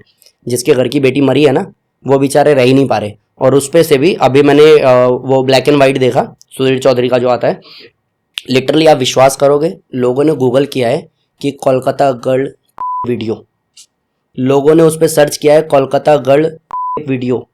मतलब लोग इस हद तक मर गए हैं अंदर से कि कोई बड़ी बात नहीं है, कल को उनकी बहनों के साथ भी अगर ये सब हो जाए तो। और ये 1 2 3 लोग नहीं है, ट्रेंडिंग किया इसने, तब वो रिपोर्ट में इस चीज़ को लेकर के आए। तो अगर हम देखना ऐसा कुछ चाहते हैं तो सोशल मीडिया क्यों नहीं दिखाएगा, और जब वो दिखाएगा तो ऐसे लोग तो और बढ़ावा मिलेगा। अभी कोई गैंगस्टर पकड़ा जाता है, बोला 3 बार इसने किया है, 7 बार, तो बाहर क्या कर रहा है? ये किसका फेलियर है? बाहर कर क्या रहा है वो बंदा जिसने 7 बार मर्डर किया है, और अभी तक उसके ऊपर स्ट्रिक्ट एक्शन क्यों नहीं हुआ? जैसा कि आपने बोला, हम ना सिर्फ एग्जाम्पल से सीखते हैं, या एग्जाम्पल होने के बाद हम एग्जाम्पल नेक्स्ट सेट करते हैं। आज अगर दिल्ली में 3 से 4 घंटे बारिश हो जाए तो आपको पता है दिल्ली में हर जगह ट्रैफिक हो जाए, जाम हो जाए। अभी हमने लास्ट पॉडकास्ट जो शूट किया था वो था ओल्ड राजेंद्र नगर के, जहाँ पर 3 बच्चे पानी में डूब के मर गए थे। उसके बाद गवर्नमेंट ने क्या एक्शन लिया कि बेसमेंट में आप एजुकेशन नहीं रन कर सकते, मतलब पढ़ा नहीं सकते, जिम नहीं खोल सकते, पीजी नहीं बना सकते। तो ऐसा कहीं ना कहीं हमारा ना माइंडसेट हो गया है कि अच्छा ये घटना घट गई ना, अब ये नहीं करना है। नेक्स्ट लेवल के लिए प्रिपरेशन नहीं होती है हमारी। जैसे आज कहीं भी जाओ, हर जगह दिल्ली में गड्ढे, आपको भी पता है। अब कहीं गड्ढे में जाके गाड़ी किसी की डूब जाएगी तो नेक्स्ट टाइम ये बोल कि अच्छा सीवर चेक करना है। अब ऐसा बनाना ही क्यों है, या हम ऐसे समाज में क्यों रह रहे हैं जहाँ पर हर चीज़ होने के बाद हमें लगता है कि ये वाला इम्प्रूवमेंट करना चाहिए। बेसिकली ना सर, मैं अगर, क्योंकि मैं इस फील्ड से नहीं हूँ तो I think I don't know मेरा सही जवाब आएगा कि नहीं आएगा, बट मैं कोशिश करता हूँ। जो मैं सोचता हूँ कि अपना देश पॉलिटिक्स खा गया है। अब हमें अच्छे से पता है कि मोदी है तो ये काम करेगा, मोदी जाएगा तो ये होगा, और मोदी नहीं रहेगा तो ये होगा। और इसकी वजह से मुद्दे से हम लोग सब लोग भटके पड़े। और लड़ाई किस बात की है कि आप कहोगे दिल्ली में केजरीवाल आना चाहिए और मैं कहूँगा मोदी आना चाहिए। मेन मुद्दा वो गड्ढा रह ही नहीं गया। बिल्कुल प्रॉब्लम हम लोगों में है और वो माइंडसेट में है, जो हमें ये लगता है कि भाई मोदी को ही जिताएंगे हम। तो हमें सब पता है कि कितनी गलतियां हो रही है। हमें ये भी पता है कि देश का कंट्रोल मोदी के हाथ में दिया है। दिल्ली में अगर पानी भर रहा है, केजरीवाल या उसकी टीम काम नहीं कर पा रही, तो तुम एक्शन क्यों नहीं ले रहे हो? बिल्कुल बिल्कुल तुम ले लो। अभी रोड पे मैं आए दिन देखता हूँ कुत्तों को या गाय को, हम लोग माँ मानते हैं ना, हम हिंदू धर्म से, हम गाय माता बोलते हैं। रोड पे कचड़ा खाते हुए हम लोग देखते हैं, और आए दिन मेरे दिमाग में ये आता है क्यों नहीं एक बार सिर्फ इतना बोल दिया जाता है कि जिसकी भी पालतू गाय रोड पे भटकती हुई दिखेगी हम ले जाएंगे और हम पालन पोषण करेंगे, कोई लेने आएगा तो उसको सजा देंगे। किसी चीज पे काम तब तक नहीं होता जब तक बड़ा कोई कांड ना हो जाए, और उसकी रिस्पॉन्सिबिलिटी भी हम लोगों की है, क्योंकि हम लोग खुद भी नहीं चाहते। हम लोगों को मुद्दे चाहिए और रील शेयर करना हमें आता है, व्यूज बढ़ाने हमें आते हैं या व्यूज लेने हमें आते हैं, इससे ऊपर हम लोग है ही नहीं।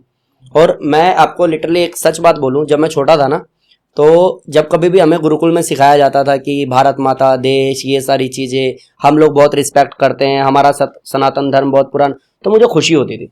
एंड जब से सोशल मीडिया आया ना, तो पता चला कि हम कहीं स्टैंड नहीं करते भाई। और जितना हम गंगा माँ बोल करके उसमें गंदगी फैला रहे हैं ना, नहाने के बाद में उसी में पैंट और साया उसी में धो करके छोड़ देते हैं, उतना तो बाहर वाले गंगा माँ नहीं बोलते, उस नदी की इज्जत बहुत करते हैं। हाँ, एक्चुअली तो अगर बाहर कंट्री में है ये। यस डेफिनेटली, अगर हम इतने भी रिस्पॉन्सिबल हो जाए ना, तो ईमानदारी से हर एक गवर्नमेंट को, अगर मैं वर्ड यूज़ करूँ, झक मार के मेहनत करनी पड़ेगी और सही डायरेक्शन में करनी पड़ेगी, ड्रामा नहीं चलेगा। और ये घूम फिर के वही बात है, हमारे ऊपर आ जाता है। और शायद जब कभी ये बोला गया होगा अहम ब्रह्मोस्मि, कि मैं ही ब्रह्मा हूँ, मेरे में ही ब्रह्मांड है, तो बहुत सोच समझ के बोला गया होगा कि अगर मैं खुद को चेंज नहीं कर सकता, मेरी मेंटलिटी को चेंज नहीं कर सकता, मैं टीआरपी के नाम पे बिग बॉस को टॉप पे रखना चाहता हूँ, तो मैं उस सोसाइटी में कहीं भी बड़ी बात, अच्छी बात पे स्टैंड नहीं करता। और अगर मैं नहीं करता तो सोसाइटी वैसे भी स्टैंड नहीं करती। क्या लगता है, कहीं ना कहीं ये सोसाइटी एडॉप्ट कर चुकी है, जो नेगेटिव चीज़ है ना उसको तुम दिल खोल के प्रमोट करो तुरंत। और जहाँ पर अच्छे कंटेंट चल रहा है, अच्छी बातें हो रही है, उनको शायद में भी रेलेवेंट भी नहीं लगता है, स्किप। हाँ, ये है, सच्चाई है। और इसका रिजल्ट है ना सर जो हमें मिल रहा है, हो रहे हैं। या फिर बुराड़ी वाला कांड हमने देखा था, 47 या कितनी बार उसको मार के रेत दिया था। ये सब क्यों कर रहा है भाई? क्योंकि तू टीवी में भी वही देख रहा है, मूवीज में भी वही देख रहा है। एंड एनिमल जैसी मूवी अगर सुपर डुपर हिट हो सकती है ना, तो एक्सपेक्टेशन जीरो रखो भाई, कुछ भी हो सकता है। और ये मैं किसी के खिलाफ नहीं हूँ, मैं उस कंटेंट के खिलाफ हूँ जो परोसा जा रहा है और हम लोग उसको एक्सेप्ट कर रहे हैं। और अगर हम कर रहे हैं तो आउटपुट निकलेगा वही। तो कहीं ना कहीं आपको ये लगता है कि जिस डेट में बन रही है वो कहीं ना कहीं इन बच्चों को और बिगाड़ रहा है, मतलब माहौल एक तरह से खराब किया जा रहा है कि आपको ना, मतलब क्या कहते हैं, एक वायलेंस। सर देखो, बहुत इजी है, सॉरी मैं इंटरप्ट कर रहा हूँ, बहुत इजी है। जब क्राइम पेट्रोल आता है तो हमें ये पता चलता है कि अपनी भाभी के साथ भी आप रिलेशन बना सकते हो। सीधी सीधी बात है। आपको ये पता है कि अगर आपका बाप आपको सिक्योरिटी के पैसे नहीं दे रहा है तो आप उसका मर्डर कर सकते हो, और उसके ऊपर पूरी मूवी डिजाइन करके डाली जा रही है और हम उसको बैठ के पूरा फैमिली देख रहा है। तो मीन्स मेरा माइंडसेट एक तो हो ही गया, चाहे मेरे को पता है ये गलत है, लेकिन आज निकल अगर मेरे साथ ऐसा कुछ हुआ तो मैं करने में पीछे नहीं हटूंगा, क्योंकि ये सब मैंने पहले भी देखा हुआ है। अगर जो परोसा जा रहा है और जिसको मैं अडॉप्ट कर रहा हूँ तो आउटपुट आएगा। तो क्या लगता है कैसे होना चाहिए, जो मतलब अगर मुझे आपके लिए स्क्रैच भी करना है या मुझे लगता है कि मुझसे आपसे लड़ना भी है तो मैं ना लड़ूं? एक वर्ड अगर मैं बोलूँ ना, जो हमने सीखा है गुरुकुल में, सीखा है सठे साठ्यम समाचरित। अगर मेरे से पूछोगे एक सजा जो देनी चाहिए, तो मेरे को लगता है जिसने जो काम किया है ना उसको वही सजा दुगनी पावर के साथ दो। रेप किया ना, बुरी तरह से किया ना, मार दिया ना, आंखें दी, अतड़ियां दी, जो कर दिया तूने, तेरे साथ उससे दुगनी तेजी से, उससे दुगनी बुरी स्थिति के साथ तेरे साथ होगा। अब तुझे एहसास होगा कि तूने क्या किया है। इवन अगर तूने चोरी किया ना 10 लाख रुपए, तो पहले 20 लाख भर बेटा और जा जेल में बैठ, और तुझे हम लाइव टेलीकास्ट करेंगे, तेरा इंटरव्यू लेंगे, ताकि तू या इवन जो फैमिली ये कहती है कि 6 महीने से हमारे साथ नहीं था, उनको भी शर्म आए कि तुम सोसाइटी को दे क्या रहे हो। वो तो बोल देगा मैं 10 लाख अगर होते मैं 10 लाख चुरा नहीं दे पाएगा ना, तो नहीं दे पाएगा तो क्या कर बेटा, तू पत्थर तोड़, और पत्थर की 85 रुपए हैं एक पत्थर को तोड़ने के, तू तोड़ जब तक तेरे 10 लाख की जगह 20 लाख पूरे नहीं हो जाते ना। तू सड़ करके मर गया, तुझे अच्छे से पता, अंदर जाके खाएगा पिएगा, मस्त गैंगस्टर बनेगा, बाहर आकर के कामयाबी मिल जाएगी, नाम बन जाएगा दुनिया भर के, हम जानते हैं ना ऐसे डॉन को। तो अंदर से प्रमोशन मिल करके ये बाहर आ रहे हैं। इतना सा कर दो बस आप, जिसने जितना नुकसान किया है उससे दुगनी भरपाई करवा लो, एक बार किसी भी तरीके से कराओ, उसके बाद लाइन पे आ जाएगा वो। और नहीं आएगा तो लास्ट जो मैंने आपको बोला आप करो, नाखून बाल कर दो, व्यवस्था कर दो, एक बार 4-5 लाइव टेलीकास्ट कर दो। छठा बंदा अगर कोई मिल जाए ना मुझे, तो मेरा चैनल अभी ग्रो कर ही रहा है जस्ट, मैं कहूँगा उसको भी मैं डिलीट कर दूंगा, होगा ही नहीं, केस आएगा नहीं वापस। चलो कोई नहीं, ये तो गवर्नमेंट का कॉल है। आई थिंक अगर गवर्नमेंट अगर इस चीज़ पे स्ट्रिक्ट एक्शन लेती है तो वेल एंड गुड, ताकि दोबारा एक मिसाल हो ना कि दोबारा ये काम ही ना हो। हुआ था ना अभी दिल्ली पूरा एक हुआ था निर्भया केस पे, फिर अब देख लो कोलकाता में सेम रिपीट हो ही गया ना। डेफिनेटली। और सबसे शर्म की बात यह है कि मैंने ये भी सुना है कि लोग यूट्यूब पे और गूगल पे सर्च भी किया है लोगों ने कि काफ़ी सारी चीज़ें जो आपने मेंशन भी किया है मेरे हिसाब से सुधीर चौधरी के शो में, तो वो सब चीज़ें देखो कहीं ना कहीं तो है ना, हमारे बीच ही तो रह रहे हैं। और वो कोई और नहीं है, वो हम ही लोग हैं। हाँ, जो ये सारी चीजें देखते हैं ना वो हम ही लोग हैं। मैं ये कहूंगा वो बंदा करता है, वो नहीं करता है, वो तो आप ही का दोस्त है, वो तो आप ही के साथ उठ बैठ रहा था, आपको कैसे नहीं पता चला? क्यों? क्योंकि कहीं रिस्ट्रिक्शन नहीं है, कोई भी कंट्रोल नहीं है, कोई कुछ भी देख सकता है और किसी भी माइंडसेट के साथ में घूम सकता है। तो वो क्या आतंकवाद देख रहा है, क्या वो गंद देख रहा है, और क्या वो जाके आउटपुट दे रहा है। अगर यहाँ कंट्रोल नहीं होगा तो यहाँ कंट्रोल नहीं होगा, यहाँ कंट्रोल नहीं होगा तो सोसाइटी वैसे भी नहीं बदलेगी। और अब जिस तरीके से रायता फैल गया है देश का, पॉलिटिक्स से ऊपर ये देश है ही नहीं एक्चुअली। और सबकी लड़ाई ये है कि आप उसको पसंद करते हैं और मैं इसको पसंद करता हूँ। हम लोगों को ना गड्ढे से मतलब है ना रेप से मतलब है। ज़्यादा से ज़्यादा दोनों एक साथ मिलकर कैंडल लेके निकल जाएंगे, उसके बाद आप भी अपने घर, मैं भी अपने घर, फोटो खिंचवा लिया, सोशल मीडिया पे डाल दिया है। अब कोई मतलब नहीं है आपको और मुझको, क्योंकि हमें तो वोट देना है। और नोटा दबा देंगे गुस्से से, उसका आउटपुट कुछ आना जाना नहीं है। गवर्नमेंट तो बनेगी, और बनेगी तो काम ऐसे ही चलता रहेगा। खैर कुछ चीज़ों को हम लोग इग्नोर कर देते हैं क्योंकि मुझे लगता है गवर्नमेंट वाली चीज़ों में तो हम लोग की कोई रीच ही नहीं है, एक्चुअली नहीं। ना पहुँच है जो हम कुछ कर सके उस लेवल पे। और गवर्नमेंट ठीक है अवेयर है, जब लगता है उनको अपने हिसाब से स्ट्रिक्ट एक्शन लेगी। तो हम लोग बैक टू वर्क आते हैं, अपना योग पे ही आते हैं। भारत विश्व में मेरे हिसाब से योग गुरु कहे जाने वाला पहला कंट्री है। तो क्या लगता है ये कब से डाउन गया कि हमें अब लोगों को देख के सीखना पड़ रहा है? बेसिकली अगर मैं कहूँ तो इतनी देर से हम पॉलिटिक्स की बात कर रहे हैं, बिल्कुल। कईयों पे मैंने गुस्सा भी किया, बिल्कुल। और जो अभी गवर्नमेंट है उस पर भी किया।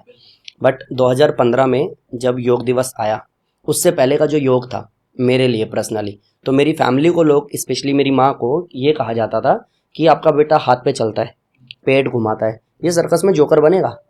2015 के बाद में एक वैल्यू मिल गई योग को कि लोगों को पता लगने लग गया योग मतलब क्या। तो उससे पहले जो योग था वो बिल्कुल अलग था। अब जो योग है, जब देश दुनिया को सिखा रहा है कि योग आपको स्वस्थ जीवन दे सकता है, वो वाला योग। जब योग दिवस आया, इंटरनेशनल योगा डे सेलिब्रेट किया गया, फर्स्ट टाइम मोदी जी ने आह्वान किया लोगों से।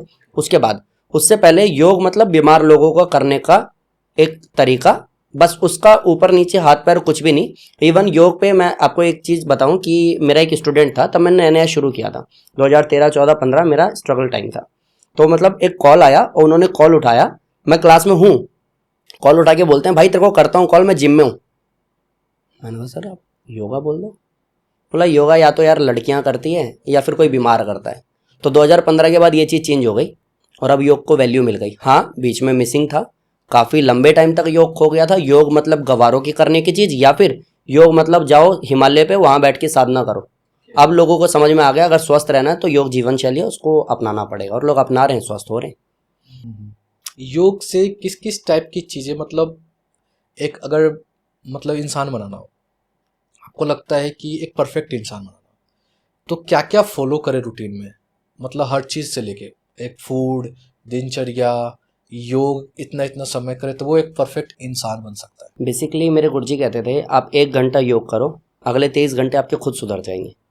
तो आप उस 1 घंटे में मेडिटेट कर सकते हो, प्राणायाम कर सकते हो, सूर्य नमस्कार कर सकते हो, कुछ आसन कर सकते हो। और जब आप फिजिकली फिट होगे, इमोशनली फिट होगे, स्पिरिचुअली फिट होगे, क्योंकि योग आपको देता है शारीरिक, मानसिक, आध्यात्मिक एनर्जी देता है। जब आप फिट होगे तो एक लाइन है जो कहते हैं कि आ जाएगा वो, एक सेकेंड ना, क्षमा वीरस्य भूषणम। जो क्षमा करने का तरीका है ना, वो वीर का आभूषण माना जाता है, जो मजबूत है। तो जब आप शारीरिक रूप से मजबूत हो, मानसिक रूप से मजबूत हो, आध्यात्मिक रूप से मजबूत हो, आर्थिक रूप से मजबूत हो, तो आप सॉफ्ट भी हो, आप तरस खाना जानते हो, माफ करना जानते हो। तो अगर आप योग को अपना लेते हो ना, तो उसके बाद का सब कुछ, इवन पूरा फ्यूचर हमारा इस पर डिपेंड करता है कि आप लड़ोगे नहीं, आप गाली गलौज नहीं करोगे, आप नहीं करोगे, आप किसी को बुरा नहीं बोलोगे। कोई रोड पे पड़ी है लड़की, किसी को छेड़ दिया या गलत कर दिया है, तो आप उसको सहयोग करोगे, क्योंकि आप योग से हो, आप योग की पावर को जानते हो, आप इतने मजबूत हो कि आप उसके लिए स्टैंड ले सकते हो। तो आप सिर्फ 1 घंटा प्राणायाम, मेडिटेशन, सूर्य नमस्कार कर लोगे, अगले 23 घंटे आपके ठीक हो जाएंगे, और आपका दिन बनते ही सोसाइटी का बन जाएगा, और सोसाइटी से देश स्वस्थ हो जाएगा। कई बार ऐसा भी आपने देखा है कि जो शांत रहता है या अच्छा इंसान है, उसको ना लोग कमजोर समझते हैं शायद। हाँ, ऐसा कभी फेस किया? हाँ बिल्कुल देखा है मैंने, बहुत लोगों को देखा है। हम लोगों ने ही देखा है। जब मैं 4th में था तो हमारी क्लास में एक सुधीर करके लड़का था, बहुत शांत रहता था बहुत, और वो बोलता था उसको उसकी दीदी दिखती है। वो हमारा बचपना था, तो उसने कहा दीदी दिखती है करके, कभी वो टेरिस पे चढ़ गया, कभी कहीं पे चढ़ गया। मैंने उसकी पुलिंग बहुत की, मेरे से लंबा था लेकिन पतला था।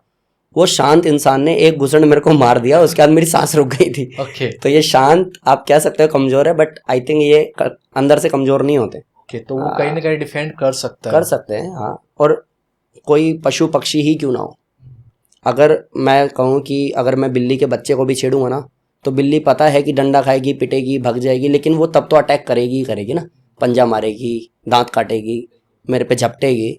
हर किसी को चाहिए कि अगर उसको सेफ रहना है तो एटलीस्ट वो अपना स्टैंड तो ले, और वो चाहे कम बोलने वाला हो या ना बोलने वाला हो, स्टैंड तो वो ले ही सकता है।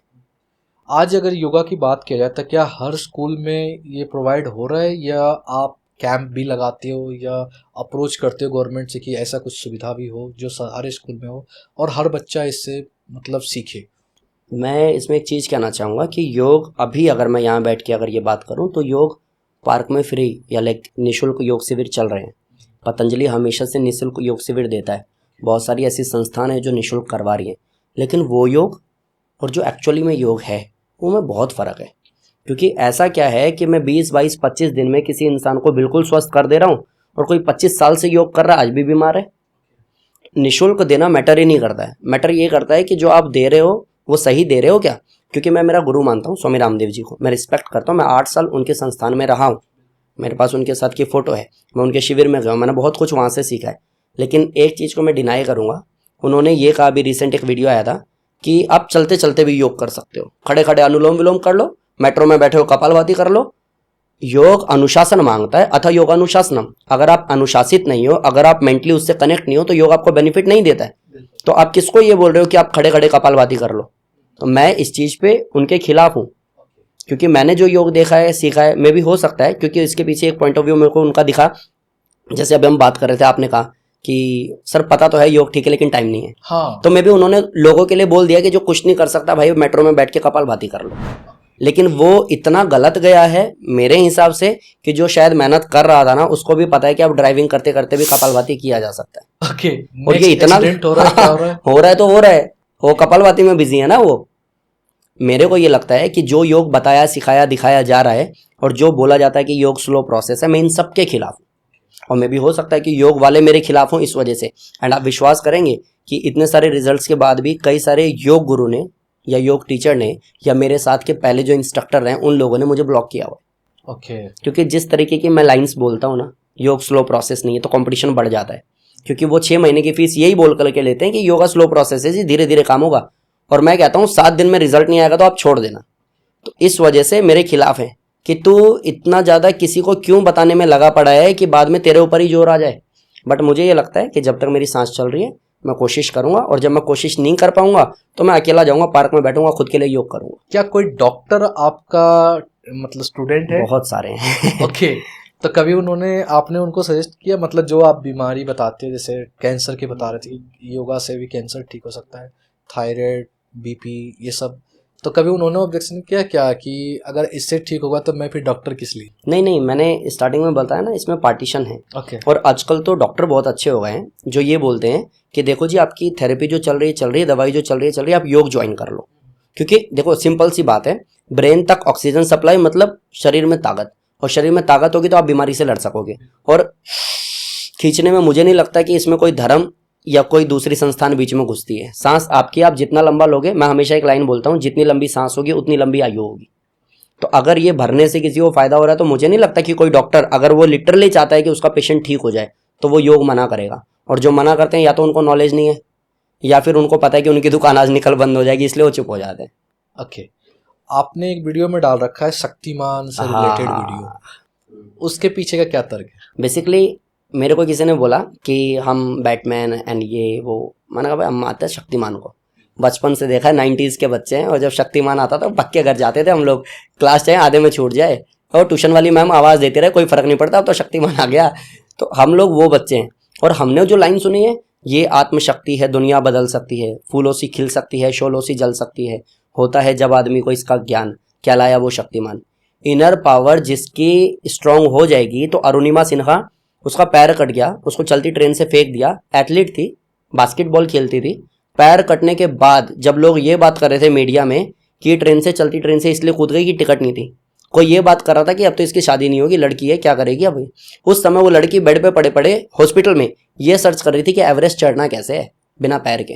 एंड इकलौती वो लड़की है, मैं प्राउड करके बोलता हूँ, इंडियन इकलौती ऐसी लड़की है जो बिना पैर के, एक बिल्कुल पैर नहीं है, सिंथेटिक लेग है उसका, बिना पैर के वो 7 बड़ी दुनिया की सबसे बड़ी चोटियों पे चढ़ी है, इकलौती लड़की है।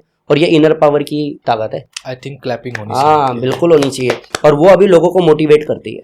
और ऐसे बहुत लोग आप जानते होंगे जिनके पैर नहीं है, वो हाथों से, जो हाथ नहीं है वो पैरों से पेंटिंग कर रहे हैं। वो अभी मेरे को यूट्यूब पर फॉलो करती है, मेरी सब्सक्राइबर है, आँख नहीं है, 20 साल की एज में, 20 या 24 साल की एज में ब्रेन हेमरेज हुआ था, आंखों की रोशनी बिल्कुल चली गई थी। मैंने वीडियो डाली भी है, मैं आपको दिखाऊंगा अभी। उस लड़की ने 70 किलो वेट कम किया है सिर्फ योग से। ये आपके मेरे लिए एग्जाम्पल है कि भाई साहब बिना आंखों के अगर मैं कर सकती हूँ ना, तो आप भी कर सकते हो। 70 किलो का वेट कितने दिनों में?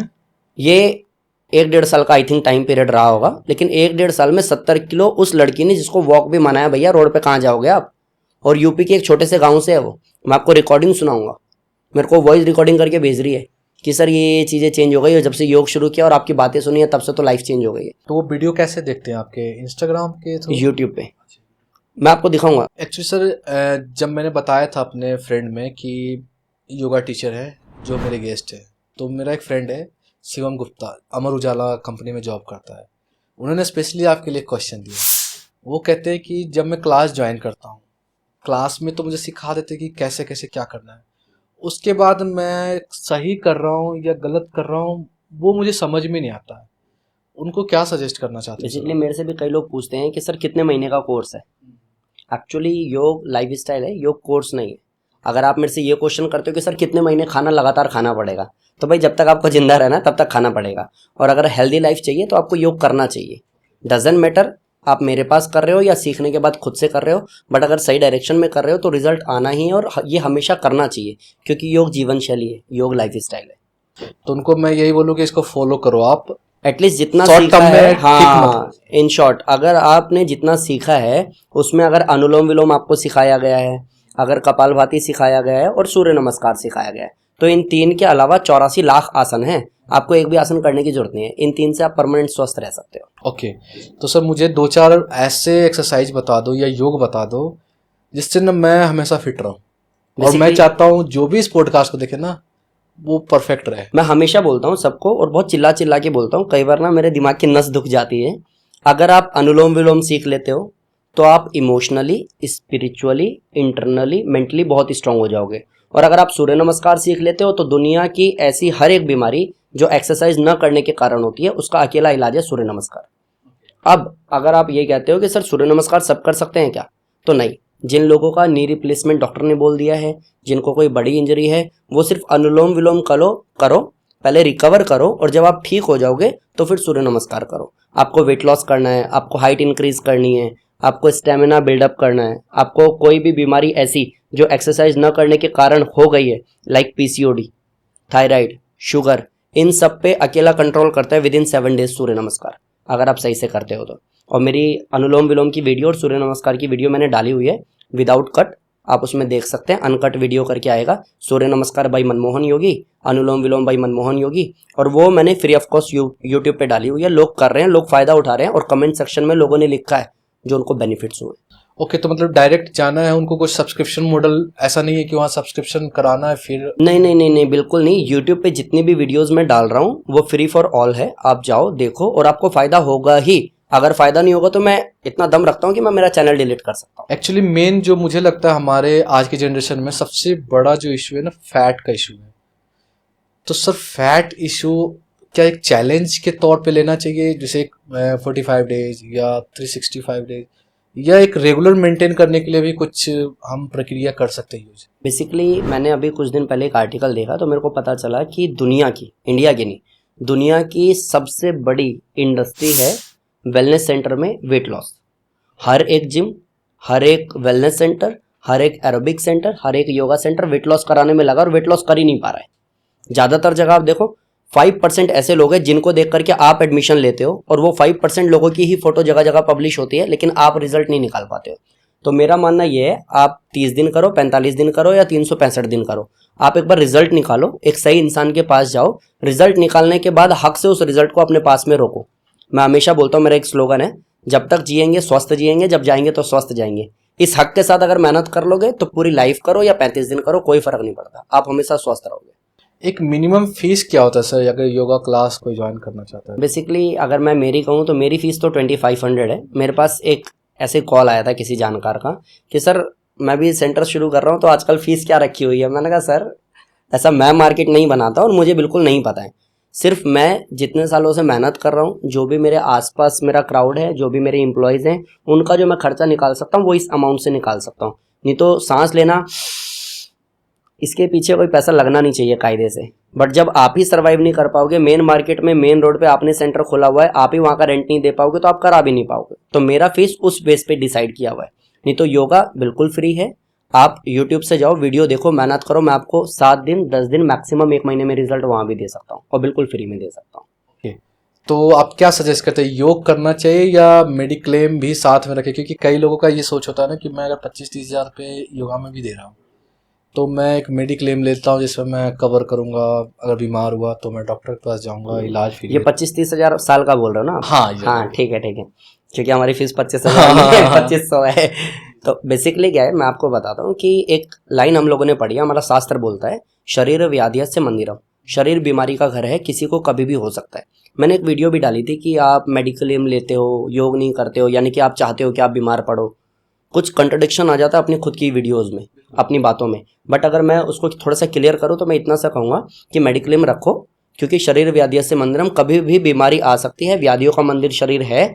उसके लिए आपको चाहिए कि आपका पैसा इधर उधर वेस्ट ना हो, मेडिक्लेम में आप पास करा लो। लेकिन एटलीस्ट आप इतनी मेहनत करो कि ज़्यादा से ज़्यादा टाइम आपको बीमारी से लड़ने की ताकत, मीन्स इम्यूनिटी आपकी मजबूत हो, आप लड़ पाओ, उसको ठीक कर पाओ। तो आपको मेडिक्लेम का ऐसा पास कराने का बार-बार जरूरत नहीं पड़ेगा। तो कहने का मतलब है दोनों साथ साथ रखो पैरेलली, क्योंकि उसका अलग काम है, इसका अलग है, और लॉन्ग टाइम के लिए। बिल्कुल। और शायद मेरे को लगता है आपको ये पहला और आखिरी इंसान मिलेगा जो दोनों की बिल्कुल ही बुराई नहीं कर रहा है और बिल्कुल ही तारीफ नहीं कर रहा है, जब जिसकी जो जरूरत है। मीन्स मैं आपसे ये कहूँ कि सर आपको भूख लग रही है, मैं पानी पिला दूं क्या ये सही है? और अगर मैं ये कहूँ कि सर आपको प्यास बहुत लग रही है, एक काम करो, पानी तो नहीं है, खाना खा लो आप। सेंस नहीं है ना इसके पीछे। तो जब मेडिकल की जरूरत है मेडिकल साइंस, जब यौगिक की जरूरत है तो यौगिक साइंस। एक्चुअली मेरे एक फ्रेंड है, मैंने बताया था कि ऐसा ऐसा पॉडकास्ट में हमारे गेस्ट आ रहे हैं, तो उन्होंने भी एक क्वेश्चन दिया था कि मेरी वाइफ का ना माइग्रेन नहीं कह सकते हैं, मतलब उनका ना थोड़ा सर दर्द रहता है, सर दर्द हो जाता है ऐसा। तो कई बार वो डॉक्टर, 2-4 डॉक्टर के पास भी जा चुके हैं, उन्होंने भी यही सलाह दी कि आप योगा करो। अब उस योग को भी हम लोग कैसे देखते हैं वो मैटर करता है। मीन्स सर दर्द बहुत तरीक़ों से होता है। लाइक किसी को माइग्रेन है, किसी को माइग्रेन नहीं है, जस्ट अभी शुरुआत है तो पकड़ में भी नहीं आएगा। किसी को सर्वाइकल की वजह से, किसी को ओवर स्ट्रेस की वजह से, किसी को मेडिसिन ज़्यादा डोज लेने की वजह से, वगैरह वगैरह। बेसिकली एक पतंजलि का दिव्य धारा करके आता है, स्टिक जैसा होता है वो। आप अगर उसको लाइक यहाँ पे थोड़ा सा लगा लोगे ना, और लगाने के बाद थोड़ी देर चैन पाओगे, या फिर उसको एक बूंद आप डाल दो गर्म पानी में और स्टीम ले लो, तो आपको विद इन 7 to 10 मिनट्स आपको रिलीफ मिल जाएगा। आपको पेन किलर या कुछ ऐसा खाने की जरूरत नहीं पड़ेगी, आपका सर दर्द आराम आ जाएगा। और आयुर्वेद हमेशा जड़ पे काम करता है, परमानेंट क्योर करेगा। अगर आप डेली इसी तरीके से थोड़ा सा लगा लेते हो दिव्य धारा को और अनुलोम विलोम करते हो, तो with in 1 month maximum 3 months permanent cure हो जाएगा। और मैं ये इसलिए कह रहा हूँ क्योंकि मेरे को माइग्रेन था, मेरा ठीक हो गया। ओके सर, थोड़ा सा मेडिटेशन के बारे में बताएं कि जो जिसे कई लोग होता है ना, वो अच्छे लॉन्ग टाइम के लिए कहीं खो जाते हैं, उसके पीछे क्या होता है? कई लोग रोने भी लग जाते हैं, वो पीछे की साइंस क्या होती है? बेसिकली क्या है ना कि अगर मैं इसको समझाने बैठूंगा तो बहुत लंबा टॉपिक और बहुत बड़ा और बहुत जेन्युइन टॉपिक है, तो मैं नहीं चाहूंगा कि मैं 10-15 शब्द में इसको खत्म कर दूं। प्लीज बस थोड़ा सा शॉर्ट। मैं इतना कहना चाहूंगा सर कि अगर मैं आपसे पूछता हूं कि क्या आपने रसमलाई खाई है, तो आपका जवाब क्या आएगा सर? बस मुझे ये बता दो कि सर उसके पीछे टेस्ट क्या है। मैं जानना चाहता हूं। एक्चुअली मीठा जलेबी की तरह है। एक्चुअली इसको कंपेयर नहीं कर सकते क्योंकि मीठा तो ऑब्वियसली मीठा ही है। रसगुल्ले की तरह तो मीठा नहीं होगा। कैसा मीठा है सर? मैंने खाया नहीं है, मैं खाना चाहता हूँ, टेस्ट बता दो इस बार। ओके, बस ये कहने का मतलब इतना सा है सर कि जब तक आप उस डेप्थ में जाओगे नहीं, तब तक उस पावर को आप फील नहीं कर पाओगे और समझोगे नहीं। शायद आपके लिए ये मजाक होगा, बट स्टिल जहाँ मैं बैठा हूँ मैं ये कह सकता हूँ कि मेडिटेशन की एक स्टेज ऐसी है कि जहाँ आपको फील आएगा। आई डोंट नो ये कितने लोगों को समझ में आएगा कि नहीं। जैसे हम कपड़े को निचोड़ते हैं ना, इस तरीके से हमें फील आता है कि हमारी बॉडी पूरी तरह से घूम गई है। और शायद ये मेडिटेशन का एक ऐसा पॉइंट है जहाँ जाने के बाद बहुत सारे लोग कुछ ऐसा फील करते हैं जो रसमलाई की तरह है, बता नहीं सकते। बस स्टेमिना बूस्ट अप करने के लिए क्या करना चाहिए सर? मतलब मैं सुबह 6 बजे उठता हूँ, फिर ऑफिस जाता हूँ, फिर शाम तक बहुत कई बार होता है ना, हम सब में थक जाते हैं हम लोग, तो हमें क्या करना चाहिए जो मतलब दिन भर स्टेमिना हमारे अंदर बूस्ट रहे? एक प्राणायाम है, उसको बोलते हैं भस्त्रिका प्राणायाम। भस्त्रिका का मतलब है, भस्त्रिका एक साउंड को बोलते हैं जो गांव घर में आज भी चूल्हे होते हैं ना जिसमें फूकनी होती है, फूक मारते हैं, उस साउंड को भस्त्रिका बोलते हैं। और अगर भस्त्रिका हम करते हैं लाइक वो अगर साउंड हम निकालते हैं 3 मिनट भी अगर हम उसको कर पा रहे हैं, तो 3 मिनट में हमारा एनर्जी इतना बूस्ट हो जाएगा कि हमें रिवाइटल या और किसी प्रोडक्ट की जरूरत नहीं पड़ेगी। और उसमें करना क्या है, बहुत सिंपल सा अगर मैं बताऊं तो आप मुद्रा में बैठ सकते हो ऐसे, या फिर हाथ उठा के कर सकते हो। मैं बेसिकली बता देता हूँ, बेसिक सा।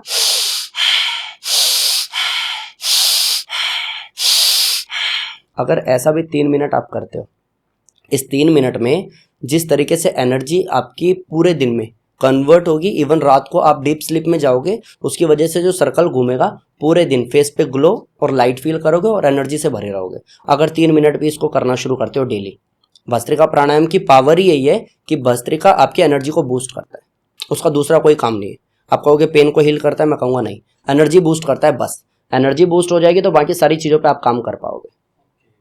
अब कई लोगों में ये है ना सर कि योगा के लिए ना लगता है कि बहुत डिफिकल्ट है, क्योंकि मैंने आपके फेसबुक पे, इंस्टाग्राम फेसबुक पे भी देखा, कई मतलब पैर कहीं होते हैं, हाथ कहीं होता, वो मतलब एक्चुअली देख के भी डर लग जाता कई बार। तो इन चीज़ों के सेफ्टी के लिए क्या क्या करना चाहिए सर? क्योंकि मुझे लगता है ये देख के ही मुझे डर लग जाता पहले तो कि कैसे करते हैं लोग। बेसिकली मैं बताऊं कि मेरे जो स्टूडेंट्स हैं ना, वो बच्चे से लेकर के बूढ़े तक एडवांस करते हैं, और बहुत ऐसे हैं जो 55 प्लस हैं, वो एडवांस में नेशनल गोल्ड मेडलिस्ट हैं। और जो मेरे पास 5 साल 6 साल 7 साल का बच्चा है, वो इंटरनेशनल या वर्ल्ड रिकॉर्ड होल्डर है। तो ये सारी चीज़ें तब आती है जब कई साल से आपने एक चीज़ को पढ़ा है, सीखा है, और उतने ही अलाइनमेंट के साथ आप करा रहे हो। तो ये सबके लिए नहीं है कि आप जाओगे, स्ट्रेचिंग करोगे, पैर खींचोगे और हो जाएगा। उसके लिए चाहिए प्री प्रैक्टिस। मेरे को एक याद आ रहा है कि गुजरात में हमारा कंपटीशन था, एक लड़की जो आपने वीडियो अभी देखा पैर नीचे उतारते हुए, ऐसे एक लड़की ने उतारा था, पैर नीचे उतारा तो यहाँ तक उतारा, वो गुजरात की थी। अब जब हुटिंग हुई, क्योंकि गुजरात में ही कॉम्पिटिशन है, क्राउड ज़्यादातर गुजरात का है, तो उन लोगों ने हुटिंग की बहुत ज़्यादा, तो उसने और कोशिश किया, तो घुटने से उसका पैर टूट गया और वो वहीं रह गया पैर, और ऐसे ही एम्बुलेंस आई और ऐसे ही उठा करके इसको ले जाया गया। तो अगर आप सही कर रहे हो, आप तरीके से कर रहे हो, नियम कानून के तहत रह करके कर रहे हो, तो वो आपको बहुत फ़ायदा देने वाला है। और अगर आप कुछ ऐसा कर रहे हो जहाँ पे आपकी ईगो बीच में आ रही है, ओवर कर रहे हो, उतनी प्रैक्टिस आपने नहीं की है, तो डेफिनेटली आपको इंजरी भी होगी। फैट में मेल और फीमेल, इनमें भी कुछ डिफ्रेंशिएट होता है कि एक्सरसाइज में कि कैसे करें? क्योंकि कई बार होता है ना, फीमेल कई बार कहीं पे जा नहीं सकते ज्वाइन करने के लिए, मेल फिर भी जिम जाते हैं, कई बार नहीं जा पाते हैं, तो घर पे भी क्या एक्सरसाइज कर सकते हैं क्या ये सारी चीज़ें? डेफिनेटली कर सकते हैं। अगर मैंने जो आपको कहा है ना सूर्य नमस्कार, एक मैंने वीडियो डाला जो मेरा वायरल हुआ था, जिसकी वजह से यूट्यूब मेरा ग्रो हुआ है, साइड बेंडिंग वाला। अगर आप साइड बेंडिंग जिस तरीके से मैंने बताया उस तरीके से कर लोगे तो साइड फैट 7 दिन में चला जाता है। और साइड आप देखोगे पुरुषों का बहुत ज़्यादा साइड नहीं आता, थाइज नहीं आता, पुरुषों पे स्टमक पे आता है ज़्यादा, महिलाओं का थाइज पे आता है, हिप्स पे आता है, साइड में आता है, स्टमक पे आता है, इधर आता है, ये सारी चीज़ें महिलाओं में होती हैं। तो अगर साइड फैट काटना है तो साइड बेंडिंग उसके लिए है। अगर आपको स्टमक से फैट काटना है तो उत्तान पादासन है, पैरों को उठाना है फिर नीचे लाना है, उसका तरीका है, टेक्निक है। ऐसा नहीं रैंडमली कोई भी करेगा और हो जाएगा, उससे नुकसान भी होता है, लाइक बैक पेन शुरू हो जाता है अगर आप गलत कर रहे हो तो। बिल्कुल, ये सारी चीज़ें, अगर जिस तरीके से आप जिम जाते हो, बाइसेप्स के लिए अलग मेहनत है, ट्राइसेप्स के लिए अलग है, ठीक है, रिस्ट को मजबूत करने के लिए अलग एक्सरसाइज है, थाइस के लिए बिल्कुल अलग है, काफ मसल के लिए बिल्कुल अलग है, ऐसे ही योग में। तो आपको ये डिसाइड करना पड़ेगा कि आपको प्रॉब्लम क्या है। सॉल्यूशन आपका घर में हो सकता है, क्योंकि आपको सिर्फ 6x3 का मैट चाहिए बस, और 6 फीट की जगह सबके घर में है। अगर आप नहीं कहीं जा सकते हो, घर में भी कर लोगे तो भी आप ठीक और स्वस्थ हो जाओगे। एक चीज़ और है ना सर, कंफ्यूजन लोगों में इतना है कि किस पे ट्रस्ट करना है, क्योंकि आज मैं देखो किसी पे करो ना करो, जयराम योगा पे कर लो, मैं आपको ठीक कर सकता हूँ, और ये मैं पूरे विश्वास के साथ क्योंकि मुझे क्या लगता है, जब आप इंस्टाग्राम या यूट्यूब किसी चीज पे जाओ ना, अब वेट लॉस लिख दो बस आ जाएगा, पूरा मतलब एक लाइब्रेरी आ जाती है पूरी। बिल्कुल। अब कहाँ जाए, कैसे सजेस्ट करे, वो समझ में नहीं आता लोगों को। उसका एक तरीका है सर, कैसे ढूंढना है मैं बता देता हूँ, ये सारे सब्सक्राइबर्स को, व्यूवर्स को पता चल जाएगा। अगर मुझे कोई कुछ ऐसा प्रोडक्ट बेच रहा है तो मुझे ये जानना है कि जो प्रोडक्ट आप मेरे को बता रहे हो, इस प्रोडक्ट की वजह से कितने ऐसे लोग हैं जो जेन्युइनली, जिन लोगों को बेनिफिट्स हुए हैं, मेरे सामने लाओ, खड़ा कर दो। अगर कोई आपके सामने नहीं खड़ा कर पा रहा और वो ये कह रहा है कि आपको मैं कर दूंगा, तो शायद आपको वो बेवकूफ़ बना रहा है। क्योंकि अगर इतना ही कॉन्फिडेंस उसमें है तो रिजल्ट होगा, रिजल्ट हो तो दिखा दो। और जो ऐसे लोग हैं जैसे जूही चावला, वो कैश किंग बेचती है, हस्बैंड खुद का गंजा है उसका, आपको ये देखना पड़ेगा कि भाई आप जा किसके पास रहे हो। तो मनमोहन योगी या जयराम योगा सैकड़ों लोगों की लाइफ चेंज की है, 45 दिन में ट्रांसफॉर्मेशन दिया है। और वैसे तो ये प्रमोशनल एक्टिविटी नहीं है, बट फिर भी मैं बोल दे रहा हूँ इसलिए कि आपने क्वेश्चन ही ये किया कि कैसे पता करें सही क्या है। तो आप जयराम योगा के चैनल पे जाओ, एक बार अच्छे से सर्च करो, कमेंट सेक्शन में जाओ, अगर आपको लगता है ये फेक नहीं है या पेड नहीं है, जेन्युइन है, बात सच है, तो आप ट्राई करके देखो, 1 महीने में आपको खुद भी पता चल जाएगा। ओके, अभी एक ना मेरे साथ रिसेंटली मेरी वाइफ कह रही थी, एक पानी आया है, पानी पी के लोग पतले हो रहे हैं। ऐसा तो बहुत कुछ है सर पहले, इसके पीछे का क्या तर्क? ऐसे एक पहले सोना फिट बेल्ट भी आया, शहनाज गिल में भी एड्स, मैंने उनका एड्स भी देखा। शहनाज गिल वो कह रही है कि मैं कहीं भी जाती हूँ तो लोग मुझसे पूछते हैं कि इतने पतले कैसे हो गए। तो क्या पानी पी के भी पतले हो सकते हैं? नहीं सर, देखो मैं आपको बताता हूँ, मैं बार बार सनातन की बात कर रहा हूँ, संस्कृति की बात कर रहा हूँ, सभ्यता की बात कर रहा हूँ। आप एक सिंपल सा काम करो, एनर्जी ड्रिंक भी है और फैट लॉस ड्रिंक भी है। आप गर्म पानी में नींबू निचोड़ो, हल्दी डालो, अदरक डालो, और उसको मस्त घोल करके आप सिप सिप करके पी लो, चाय की तरह गर्म होना चाहिए। आपको 15 दिन में रिजल्ट अच्छा खासा विजिबल होगा, और महीने, 1.5 महीने, 2 महीने भी आप करते हो तो अच्छा खासा वेट लॉस भी होगा। लेकिन कोई ये कहेगा कि काला पानी आ गया है, नीला पानी आ गया है, इससे ये हो जाता है, तो मैं यही कहूँगा भाई हमारी संस्कृति पे विश्वास वापस से कर लो, आपको कुछ नहीं करना। और इसमें कितना खर्चा आएगा? एवरेज 2 से 3 रुपये, अगर सब कुछ भी आप करते हो तो। ओके, और ये ग्रीन टी के बारे में क्या कहना चाहते हैं? पियो सर बिंदास, बहुत फायदेमंद है, पीना चाहिए, अच्छा है। ग्रीन टी इसलिए बोला ना क्योंकि मैंने एक एड्स देखा था, तो उनका मतलब वेट काफ़ी था। उन्होंने कहा ग्रीन टी से पतले नहीं होते इंसान, ग्रीन टी जो लेके आता है ना, अगर ग्रीन टी तोड़ के ला के पियो ना तो पतला होता है इंसान। इसके बारे में क्या कहना चाहते हैं आप? देखो मैंने वीडियो बेसिकली देखा नहीं है तो मैं उतना कनेक्ट करूंगा नहीं, बट हाँ स्टिल जहाँ मेहनत लग रही है वहाँ आउटपुट है। बिल्कुल बिल्कुल। फाइनेंस की बात करें सर? हाँ कर सकते हैं सर, बिल्कुल। कोशिश करूंगा। क्योंकि ज़्यादा ना कई knowledge बार होता है ना, अगर कोई भी जैसे कोई बिजनेस स्टार्ट भी करता है तो कई बार तो हो गया ना कि जैसे डॉक्टर इंजीनियर तो बन ही गया हम, या बिजनेस में योग को भी एज ए बिजनेस कोई देख सकता है क्या? बिल्कुल देख सकता है सर, मैं जीता जागता उदाहरण हूँ आपके सामने। मैं अगर आपको बोलूँ थोड़ा सा, अगर मेरे को आप टाइम दोगे, बिल्कुल। तो मैंने अपना करियर शुरू किया था 2500 रुपये से। ओके। 4000 का जॉब था मेरा, 1.5 महीने मैंने जॉब किया, जॉब छोड़ दिया क्योंकि मेरे को गाली दे दी थी और मेरे को लग गई थी वो। तो मैंने 2500 रुपये से शुरू किया था, और 2500 रुपये का मैंने पैम्पलेट, आप कहोगे 2500 क्यों, तो 4000 में 1500 के माँ के लिए मैंने कुर्ता बनवाया था कि वो पहन के, क्योंकि साड़ी पहनती कि वो योगा कर सकें, ठीक है। और मैंने बचे हुए 2500 रुपये से अपना करियर शुरू किया था। मैंने जो पैम्पलेट्स बनवाए थे, आप विश्वास करो, अभी करियर शुरू हो गया, मेहनत हो गई, रिजल्ट्स आ गए, 10 साल पूरे हो गए, लेकिन आज भी 85% पैम्पलेट्स वो वाले आज भी मेरे पास पड़े हुए। मैंने जितने पैम्पलेट्स डाले थे ना, उनमें से मैं पूरे दिन फ़ोन अपने पास में रखता था। मुझे एक कॉल आ गया, एक क्लास मिल गई, और वो क्लास मेरे को मिली, मैं जिस अमाउंट में आपको बोलूँगा ना, आपको लगेगा सर आप झूठ बोल रहे हो।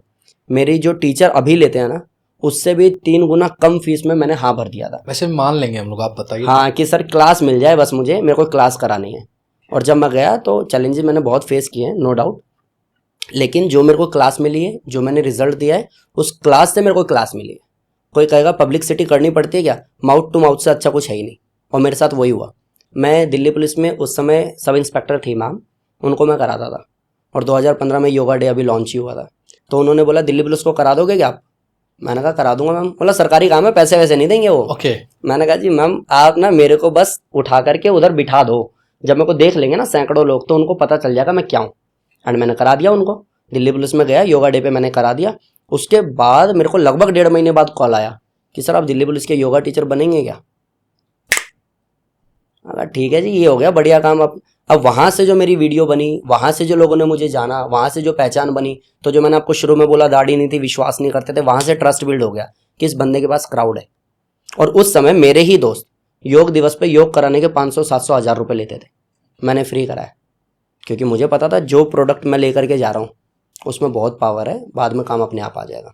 और अभी की डेट में हम Indian army, Delhi police, air force और बड़े बड़े ब्रांड के योगा टीचर है। हमारा सेंटर योगा टीचर प्रोवाइड करवाता है, और अब दिल्ली में गूगल रेटिंग में हम नंबर 1 पे। तो ये मॉडल कैसे कैसे काम करता है? जैसे आप बोल रहे हो ना हम टीचर प्रोवाइड कराते हैं, आप उन टीचरों को ट्रेंड करते हैं या ट्रेनिंग होती है या कहीं से वो पढ़ के आते हैं? बेसिकली मैंने योग में मास्टर किया हुआ है, तो ऐसे ही लोग ग्रेजुएशन कर रहे हैं, मास्टर कर रहे हैं, सर्टिफिकेट कोर्स कर रहे हैं, डिप्लोमा कर रहे हैं, तो जब वो रिज्यूम हमें देते हैं तो हमें उनको देखना होता है कि एक्चुअली नॉलेज कितनी है। और जब पता चल जाता है कि हाँ योग का ABCD ये जानते हैं, तो उसके बाद में उनको 1 महीने हम ट्रेनिंग देते हैं कि भाई मनमोहन योगी क्या कराता है जिस वजह से लोग स्वस्थ होते हैं। तो आपने जो सीखा है वो एक तरफ है, अब आपको ये सीखना और यही कराना है। सर थोड़ा सा डिटेल में बताओ, क्योंकि ना मुझे लग रहा है रिज्यूम में योगा सेलेक्ट करना, क्योंकि कई बार होता है ना बातचीत कर सकते हैं, हमें सेल्स का पता होता है या किसी भी टाइप की, हम अकाउंटेंट है तो अकाउंटिंग पूछ सकते हैं, योगा में क्या पूछ सकते हैं, या उनको डेमो देना होता होगा? नहीं, बेसिकली डेमो तो सेकेंडरी है, प्राथमिकता उनकी ये होती है कि बेसिक उनको नॉलेज है कि नहीं है। जैसे अगर मैंने क्वेश्चन किया है कि योग की उत्पत्ति कब हुई, अब जवाब आना चाहिए क्योंकि हमने ग्रेजुएशन में पढ़ लिया था। अगर आपको नहीं पता है तो बेसिक मुझे नहीं पता है। क्वेश्चन दूसरा ये है कि योग को आप क्या समझते हैं, योग की डेफिनेशन क्या है। तो लोग कहते हैं योग का मतलब है जुड़ना और जोड़ना। मैंने कहा यार ये तो एक तीसरा बंदा भी बोल सकता है, तो आपने क्या पढ़ाई की है। इस बेस पे सिलेक्शन होता है कि उसको बेसिक फॉर्मेट पता है कि नहीं, नॉलेज है कि नहीं। क्योंकि योग की डेफिनेशन है अथा योगानुशासनम, अनुशासन मतलब योग, योगश चित्त वृत्ति निरोधा, चित्त की वृत्तियों पे नियंत्रण करना मतलब योग। तो अगर ये सब आपको नहीं पता है तो आप टीचर नहीं हो, क्योंकि इससे ज़्यादा नॉलेज तो मेरे स्टूडेंट्स को मैं दे चुका हूँ। तो अगर आप टीचर बन के आ गए और उनके पास आप चले गए तो वो आपको एक्सेप्ट नहीं करेंगे, क्योंकि उतने नॉलेज आपको है नहीं। तो हम लोग पहले उनका इंटरव्यू लेते हैं, सेलेक्ट करते हैं, फिर महीने भर उनको ट्रेनिंग देते हैं, और जब सब सेट हो जाता है तो फिर उनको क्लासेस देते हैं। एक एवरेज उनकी मंथली अर्निंग क्या स्टार्ट हो जाती है जो ज्वाइन करते हैं? बेसिकली मैंने जो शुरुआत किया था तो मेरा 9 घंटे का जॉब था और 4000 मेरी सैलरी थी। एंड मैं प्राउडली बोल सकता हूँ कि मेरा कोई भी बेसिक से बेसिक टीचर भी आता है तो मेरे से 3 या 4 गुना ज़्यादा मैं उसको पे करता हूँ। ओके, तो ये क्या पर डे के हिसाब है या मंथली कह रहे हो आप? मंथली कह रहा हूँ। मेरा 4000 रुपये सैलरी वो महीने का था। ओके। और उस हिसाब से मैं 8 घंटे 9 घंटे काम करता था। उसके बाद भी अगर उन्होंने बाहर का कोई काम बता दिया, जैसे फला जगह पे इवेंट है और आप जाओ स्टॉल लगा के वहाँ पे बैठो, अब आपको बैठना और पर्चा बांटना है, वो सब काउंटेबल नहीं है। तो मैंने 9 घंटे काम किया 4,000 की जॉब में। मेरे पास कोई भी टीचर आता है तो इससे 3 गुना या 4 गुना ज़्यादा मैं उसको स्टार्टिंग में पे करता हूँ। और क्या क्या चीज़ें कर सकते हैं वो, जैसे लाइक जो आपके यहाँ ज्वाइन किए उनके लिए क्या क्या प्लेटफॉर्म है, कहाँ कहाँ से वो अपने आप को स्केल कर सकते हैं? क्योंकि कई बार होता है ना, लोग सोचते हैं कि बिलियनियर जब तक बनना जाओ, अच्छा आपने कुछ नहीं किया है, जब तक आपके एक मैगजीन नहीं आ जाती है आपने कुछ नहीं किया। तो इन सब चीज़ों को कैसे देखते हो आप? बेसिकली मेरे को ये लगता है कि ये सबकी सोच नहीं है, ये लिमिटेड की है, और उसमें से भी कुछ लोग अटेम्प्ट करते हैं, उसमें से भी कुछ लोग सक्सेस होते हैं, बाकी लोग सब उनकी बुक्स पढ़ते हैं सिर्फ। ओके। तो ये जितने भी लिमिटेड लोग हैं ना, उन लोगों को अच्छे से पता है कि सोशल मीडिया का ज़माना है, गंद भी परोसा जा रहा है और अच्छी चीज़ भी है।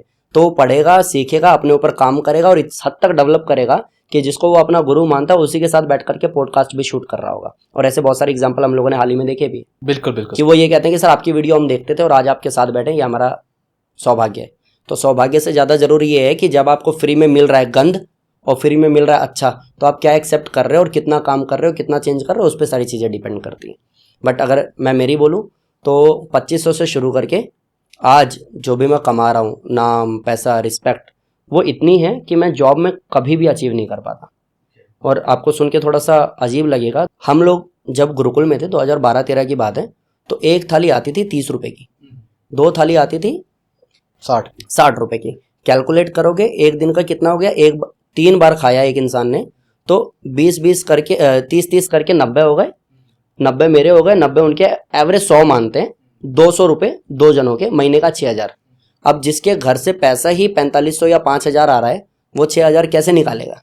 और उसमें आपको रेंट भी देना है। अच्छा, मम्मी को ये नहीं पता है कि इतना सब कुछ सर्वाइव करना पड़ रहा है बच्चों को, क्योंकि मम्मी के हिसाब से मम्मी हमें सही अमाउंट भेज रही है, बट हम इसलिए नहीं मांग सकते क्योंकि हमें पता है घर की स्थिति वो है ही नहीं। उस टाइम पे इस तरीके से हम लोगों ने सर्वाइव किया है। और अगर मैं कि ऐसी स्थिति में रह करके जब खाने के भी पैसे नहीं थे और यहाँ तक पहुँच रहा हूँ कि मैं एम्प्लॉयज़ हायर कर रहा हूँ और दिल्ली का नंबर 1 योगा सेंटर है, 10 देशों से लोग हमें ज्वाइन कर रहे हैं, तो मुझे लगता है कि उसके बाद तो कितनी बुक्स आएंगी चली जाएंगी, इससे अच्छा अचीवमेंट और सक्सेस मेरी नज़र में तो कुछ नहीं हो सकता। ओके, तो आपकी नज़र में सक्सेसफुल इंसान कैसे होते हैं? बेसिकली अगर मेरे से पूछो तो मैंने शुरुआत में पैम्पलेट्स लगाए। पैम्पलेट्स लगाते थे हम रात में, मैं और भैया जाते थे, वो मम्मी बना देती थी हमारा ले करके कि जा करके और थोड़ा लाइक इसका आटे का घोल बना दिया और जा करके हम चिपकाते थे रात में। अब एक बार ऐसा हुआ, खुद चिपकाते थे? हाँ, खुद चिपकाते थे। एक बार ऐसा हुआ कि पुलिस आया और पुलिस ने हमें वार्निंग दे दी। वो रात में घूम रहा था वो, तो उसने वार्निंग दे दी और हमारा बैग था, बैग में हमने सारे पैम्पलेट्स रखे थे, निकालते थे, चिपकाते थे। तो वार्निंग दे करके चला गया, वो घूम के आया ना, तो फिर से हम लगा ही रहे थे। तो उसने हम दोनों भाई को बिठाया और चौकी में ले गया। आधे घंटे कोई कॉल नहीं, कुछ नहीं, और रात 9 साढ़े 9 का टाइम ये होगा, हम 10 बजे तक बैठे रहे। घर फ़ोन बाद में किया जब हम रो रहे हैं, परेशान हैं, तो बोलता है ये आपके बच्चे हैं और इनको पहले मैंने मना कर दिया है, अभी तो भेज रहा हूँ, आगे से ध्यान रखना। तो ऐसे टाइम से मैंने शुरू किया है। एंड इसके बाद एक इंटरेस्टिंग पॉइंट आया क्या कि मैंने ना 20,000 रुपये इकट्ठा किया होम ट्यूशन करा के। और जिस समय मेरे पास पैसे नहीं थे, मैंने 2500 रुपये से शुरुआत की थी, तो मैंने 20,000 मतलब मेरे हिसाब से बहुत बड़ा अमाउंट था। और मैंने उसके फ्लैक्स बोर्ड बनवाए और मैंने द्वारका का एरिया कवर किया कि बोर्ड लगा देता हूँ, लोगों को दिखेगा तो लोग मेरे को बुलाएंगे। और ये मैंने पैसा इकट्ठा किया था 7-8 महीने होम ट्यूशन करा के। वो 2,000 3,000 5,000 जहाँ से जो मिल रहा था वो पैसा इकट्ठा करके अपने खर्चे भी निकालने, अच्छी ड्रेस भी पहननी, क्योंकि अच्छे लोगों को कराने जा रहे हो आप। बिल्कुल बिल्कुल। तो उस समय में मैंने जो पैसा इकट्ठा किया उस पैसे से मैंने फ्लैक्स बोर्ड बनवाए, द्वारका में लगाया। शाम में गया, एक दोस्त है मेरा, उसको बोल के कि चल तेरे को दिखा के लाता हूँ, तेरे भाई ने बोर्ड लगाए हैं। तो मेरे को लगा अच्छा प्राउड फील करेगा। गया तो बोर्ड नहीं थे। ओके, ये क्या हो गया? बाद में पता चला कि एमसीडी वालों ने हमारे बोर्ड तोड़ दिए और इसके लिए परमिशन लेनी होती है, ये हमें पता नहीं था। एंड लिटरली आज से 3 साल पहले, कोविड के टाइम की बात है ये, मैं एक स्टेज पे था, योगा डे का सेलिब्रेशन अब हम बहुत बड़ा करते हैं, तो मैं स्टेज पे था और मेरे माइक लगा हुआ था, मैं सबको मोटिवेट कर रहा था, योगा करा रहा था। तो मैंने देखा वही लोग जिन लोगों ने वो बोर्ड तोड़ा है वो साइड में खड़े थे सिर्फ इसलिए कि योगी सर स्टेज से उतरेंगे तो हम फोटो खिंचवाएंगे। मैंने स्टेज से ही लाइन बोल दी थी, मैंने कहा सर ये आप ही का डिपार्टमेंट है सर, जिन लोगों ने बोर्ड उखाड़े थे मेरे। अरे प्रभु ऐसा नहीं बोलो, अभी स्टेज पे खड़े हो आप, माफ कर दो। तो ये मेरे लिए सक्सेस की डेफिनेशन ये है कि जब किसी को ट्रस्ट नहीं है, जब किसी को पता नहीं है, उसके बाद सिर्फ अपने माइंडसेट की वजह से आप कुछ ऐसा करते हो कि लोगों को एक्सेप्ट करना पड़ता है, यार बॉस दम है इसमें। और ये सारी चीज़ें कैसे हुई हैं, तो इसके पीछे बहुत तगड़ा स्ट्रगल है। नॉट पॉसिबल कि हम लोग 5, 7, 10 मिनट में इसको ख़त्म कर दें। बस इतना कहूँगा मैं, लोगों को बुरा लगता है झाड़ू लगाना, लोगों को बुरा लगता है पोछा लगाना, वॉशरूम साफ़ करना। क्यों? क्योंकि हम तो मालिक बनने आए।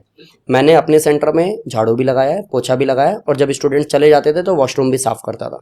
और जब कभी मेरे को फिट इंडिया का एक प्रोग्राम करना था, मैं आपको फ़ोटो दूंगा, रात भर मैंने एक लड़के के साथ मिल करके उस बोर्ड को टांगा है। रात भर 3:30-4 बजे के आसपास, 5:30 बजे सुबह मेरा शिविर था, और मैं 4 साढ़े 4 बजे वहाँ से निकला हूँ, घर गया हूँ, हाथ मुँह धोया हूँ, और अभी तक रात भर मैं लेबर था, और सुबह उठ करके यूँ बैठा हूँ गुरुजी बन गए, और बाद में लोग आ रहे हैं फ़ोटो खिंचवाने के लिए। तो जब उस पॉइंट तक आप गिरने की और लगन से लगने की कोशिश कर सकते हो तो शायद नेचर आपको देता भी है। और अभी जब 10th एनिवर्सरी हमने सेलिब्रेट की तो इतने बड़े सेलिब्रिटी आए जिनसे नॉर्मली आपको और मुझको मिलने के लिए अपॉइंटमेंट लेनी पड़ेगी, और ऐसे एक नहीं 18 गेस्ट हमारे पास में थे। ये हमारे सेंटर का अचीवमेंट है, और ये शायद कहीं ना कहीं मेरी ईमानदारी और मेहनत है। बिल्कुल बिल्कुल सर। पैम्पलेट का आइडिया कहाँ से आया था? पैम्पलेट मेरे को किसी ने सजेस्ट किया था, जो हमारे सीनियर थे योग में, उन्होंने बोला था कि, मैंने कहा भैया मेरे तो क्लास नहीं है, और मैं गुड़गांव में जॉब करता था। तो जब मैंने वहाँ से छोड़ा तो मालिक ने मेरे को बोल दिया था, आज क्या तू गुड़गांव में दिख जाएगा ना, तो तेरे को देखता हूँ मैं क्योंकि मैंने 1.5 महीने में छोड़ दिया। अब क्यों छोड़ दिया? उसने मिसबिहेव कर दिया, मेरे को जमा नहीं, मैंने छोड़ दिया, तो उसकी ईगो पे लग गई कि तू मुझे बताएगा क्या, तेरे को मैं देख लूँगा वगैरह वगैरह। तो मैंने गुड़गांव छोड़ करके मैं दिल्ली में आ गया, और मैंने बोला कि भैया अब मेरे को करना तो है लेकिन कुछ पता नहीं है, स्टूडेंट्स भी नहीं है। तो बोला बेटा तू पैम्पलेट्स बनवा और पैम्पलेट्स डाल, तो वहाँ से तुझे क्लास आएगी। अब मैंने पैम्पलेट्स डाले भी, मैं जाता था सोसाइटी में, गार्ड को कुछ पैसा दे के अंदर घुस जाओ और पैम्पलेट डालो। अब मेरे को क्लास नहीं आ रही, मैं अलग टेंशन में हूँ, क्लास क्यों नहीं आ रही भाई, पैम्पलेट जा तो रहा होगा। हाँ। बाद में मुझे किसी सज्जन ने ये बोला कि बच्चे जो आप पैम्पलेट डालते हो ना, जब तक उस घर का मालिक उठता है तब तक तो वो सफाई वाली सफाई करके निकाल देती है, इन सब से नहीं होगा कुछ भी। तो ये सारे वो थे जिसपे मेरे को कोई गॉडफादर नहीं है, किसी ने कुछ समझाया नहीं है, बट स्टिल वहाँ से यहाँ तो मेरे हिसाब से यही सक्सेस है।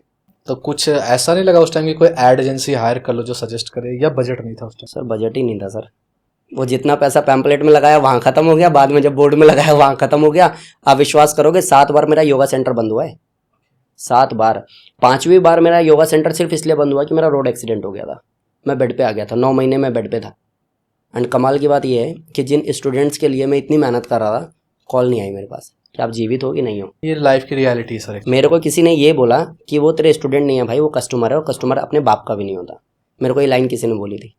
उस समय एक ही इंसान आया था मेरे से मिलने, आज भी मैं उनकी बहुत रिस्पेक्ट करता हूँ।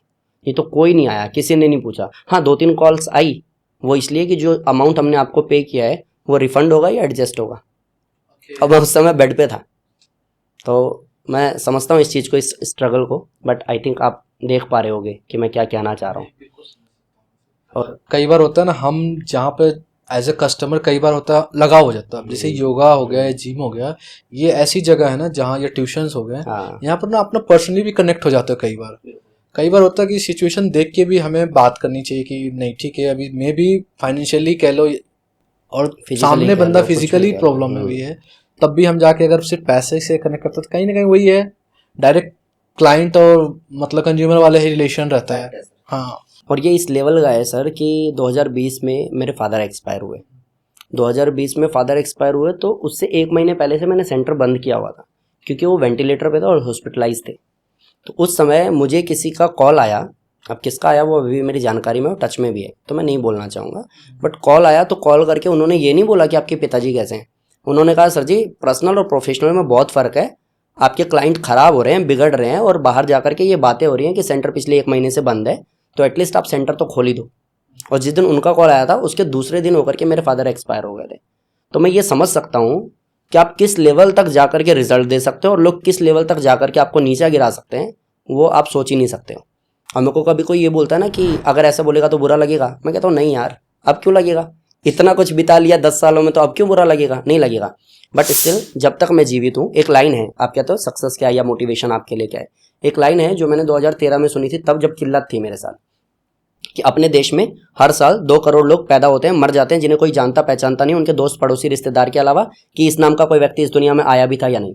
आज से 10 साल पहले बैठ करके मैंने इस बात को सोचा और निर्णय लिया कि ना एक आम व्यक्ति की तरह जीऊंगा, ना एक आम व्यक्ति की तरह मरूंगा, कुछ इतना बड़ा करके जाऊंगा कि मेरे परिवार से ज़्यादा दूसरे लोग रोएं अगर मुझे कुछ हो, और उसी पे मैं चल रहा हूँ और वो मैं करके मानूंगा। तो अभी दिल्ली एनसीआर में अपने सेंटर्स कितने हैं सर? सेंटर हमारा दशरथपुरी में है, एक है जो ऑफलाइन सेंटर है, बाकी क्लासेस हमारी ऑनलाइन, क्योंकि कोविड से जस्ट पहले हम लोगों ने सोचा था, जब फादर साहब बीमार हुए उससे पहले सोचा था कि हर तीसरे मेट्रो पे हम लोग खोलेंगे, उसकी प्लानिंग भी हो गई थी।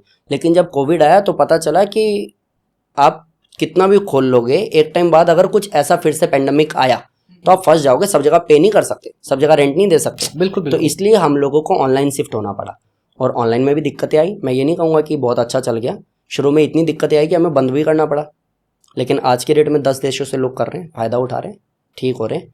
और अब तो जयराम योगा ट्रेंड कर रहा है, वो कोई एक वर्ड बोल देता है तो लोग उस पर जीते हैं, चलते हैं, मेहनत करते हैं, रिजल्ट निकालते हैं, हमें वीडियो कॉल करते हैं, बताते हैं कि सर आपकी वजह से लाइफ चेंज हो गई। तो आपको इंटरेस्ट किस में आता है, ऑनलाइन वाले में या ऑफलाइन में, या दोनों का सिमिलर सेम जाता है कंटेंट? बेसिकली बिल्कुल सेम जाता है, क्योंकि इस तरीके से हम लोगों ने सेटअप लगाया है कि एक स्टेज है, स्टेज पे मैं या कोई टीचर बैठता है और हम लोग सामने ऑफलाइन सबको करा रहे हैं, और इसके जस्ट ऊपर कैमरा लगा हुआ है, तो कैमरे से वही लाइव सबके पास जा रहा है। तो जो इंस्ट्रक्शन हम इनको दे रहे हैं, जो डेमो हम इनको दे रहे हैं, वही डेमो ऑफलाइन ऑनलाइन दोनों को दे रहे हैं। तो मेहनत भी उतनी कर पाते हैं, रिजल्ट भी। और स्क्रीन हमने इतनी बड़ी लगा रखी है कि इंडिविजुअली सबके नाम हमें पता होते हैं, सबका मेडिकल हिस्ट्री हम मंगाते हैं, उसके हिसाब से हम क्लास कराते हैं। ओके, तो मतलब कोई ज्वाइन करना चाहता है तो उसका क्या प्रोसेस है? आप उसके पीछे की कुछ डिटेल मेडिकल टेस्ट वगैरह ये सब भी कराते बिल्कुल, हैं? उनका हमें name, age, height, weight, city, purpose, medical issue चाहिए होता है लिखित में कि प्रॉब्लम क्या है। और जब वो हमें दे देते हैं तो उसके बाद में हम लोग उनका बैच डिसाइड करते हैं, उनका क्लास डिज़ाइन करते हैं, और उसके बाद में उनको बोलते हैं कि भैया आप इस क्लास में आओ, और 7 दिन आपको लगेंगे एडजस्ट होने में, और 8वें दिन से तो उनको चेंज दिखने लगता है, तो कोई क्वेश्चन बच ही नहीं जाता। क्वेश्चन पे क्या है, कई बार कई लोग सोचते हैं ना, मैं वेट लॉस करने के लिए आ रहा हूँ, तो लगता है 7 दिन में क्यों रिजल्ट दिखा नहीं मुझे। तो कभी ऐसा भी हुआ कि लोगों को लगता है कि आप 10 दिन ही योगा किए हो, 11वें दिन रिजल्ट आना चाहिए? अभी मैं ना मेरी फ्रेंड से मिला, अभी 3-4 दिन पहले ही मिला हूँ। अब उसकी भी शादी हो गई, बैंगलोर शिफ्ट हो गई है, आई थी तो मिले थे, बेस्ट फ्रेंड है। जब एक्सीडेंट हुआ तो उसने मालिश वालिश बहुत की, तो अभी मैं मिला, मैंने उसको बोला तुम देखा सेंटर कितना ग्रो हो गया, ऐसा ऐसा। तो मैंने उसको सब कुछ दिखाया। तो कहती है कि मन्नू, मन्नू बोलती है मेरे को वो, कि तेरे को एक बात बोल रही हो, तू जो कर रहा है बहुत अच्छा कर रहा है, मेहनत भी कर रहा है बहुत अच्छा, लेकिन एक्सपेक्टेशन जो लोगों की तू बढ़ा रहा है ना, ये तू अच्छा नहीं कर रहा। क्योंकि कल को बाई चांस अगर तू रिजल्ट नहीं दे पाएगा तो ये लोग तेरे ही खिलाफ खड़े हो जाएंगे। ये उसकी वर्डिंग थी मेरे लिए, मैं जानता हूँ, एंड मैं रिस्पेक्ट करता हूँ उस बात की, क्योंकि वो सब मैंने देखा है। बट स्टिल जो रिजल्ट आ सकता है 5 दिन, 7 दिन, 10 दिन में, वो आ सकता है, उसके पीछे कोई मक्खन लगाने की स्पेशली जरूरत नहीं है। लेकिन अगर आप बहुत तरीके से नहीं करते हो, डेडिकेटेड आप नहीं हो, माइंडसेट आपका उतना स्ट्रांग नहीं है, डिसिप्लिन लाइफ आप नहीं जीना चाहते हो, तो आप 7 दिन क्यों 7 महीने करोगे तो भी कुछ चेंज नहीं होगा।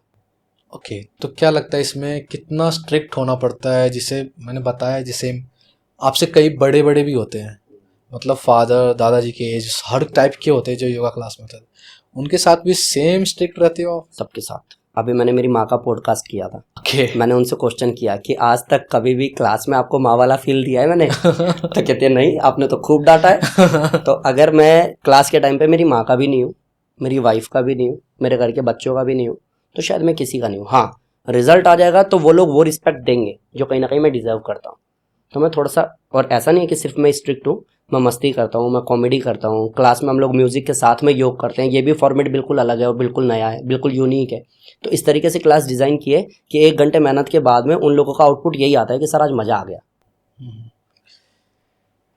दिल्ली में जितने भी योगा क्लास चलते हैं, आई एम श्योर 150 सारे होंगे, तो उन सब में से सबसे आपका अलग, जो मतलब कहते हैं ना, एक आपका एक अलग थीम क्या है जो बाकियों से डिफरेंशिएट करता बेसिकली कोई प्राणायाम कराना चाहता नहीं है, सबको चाहिए एडवांस योगा करा दो, एक्रो योगा करा दो, एरियल योगा करा दो, बहुत सारे फॉर्मेट हैं।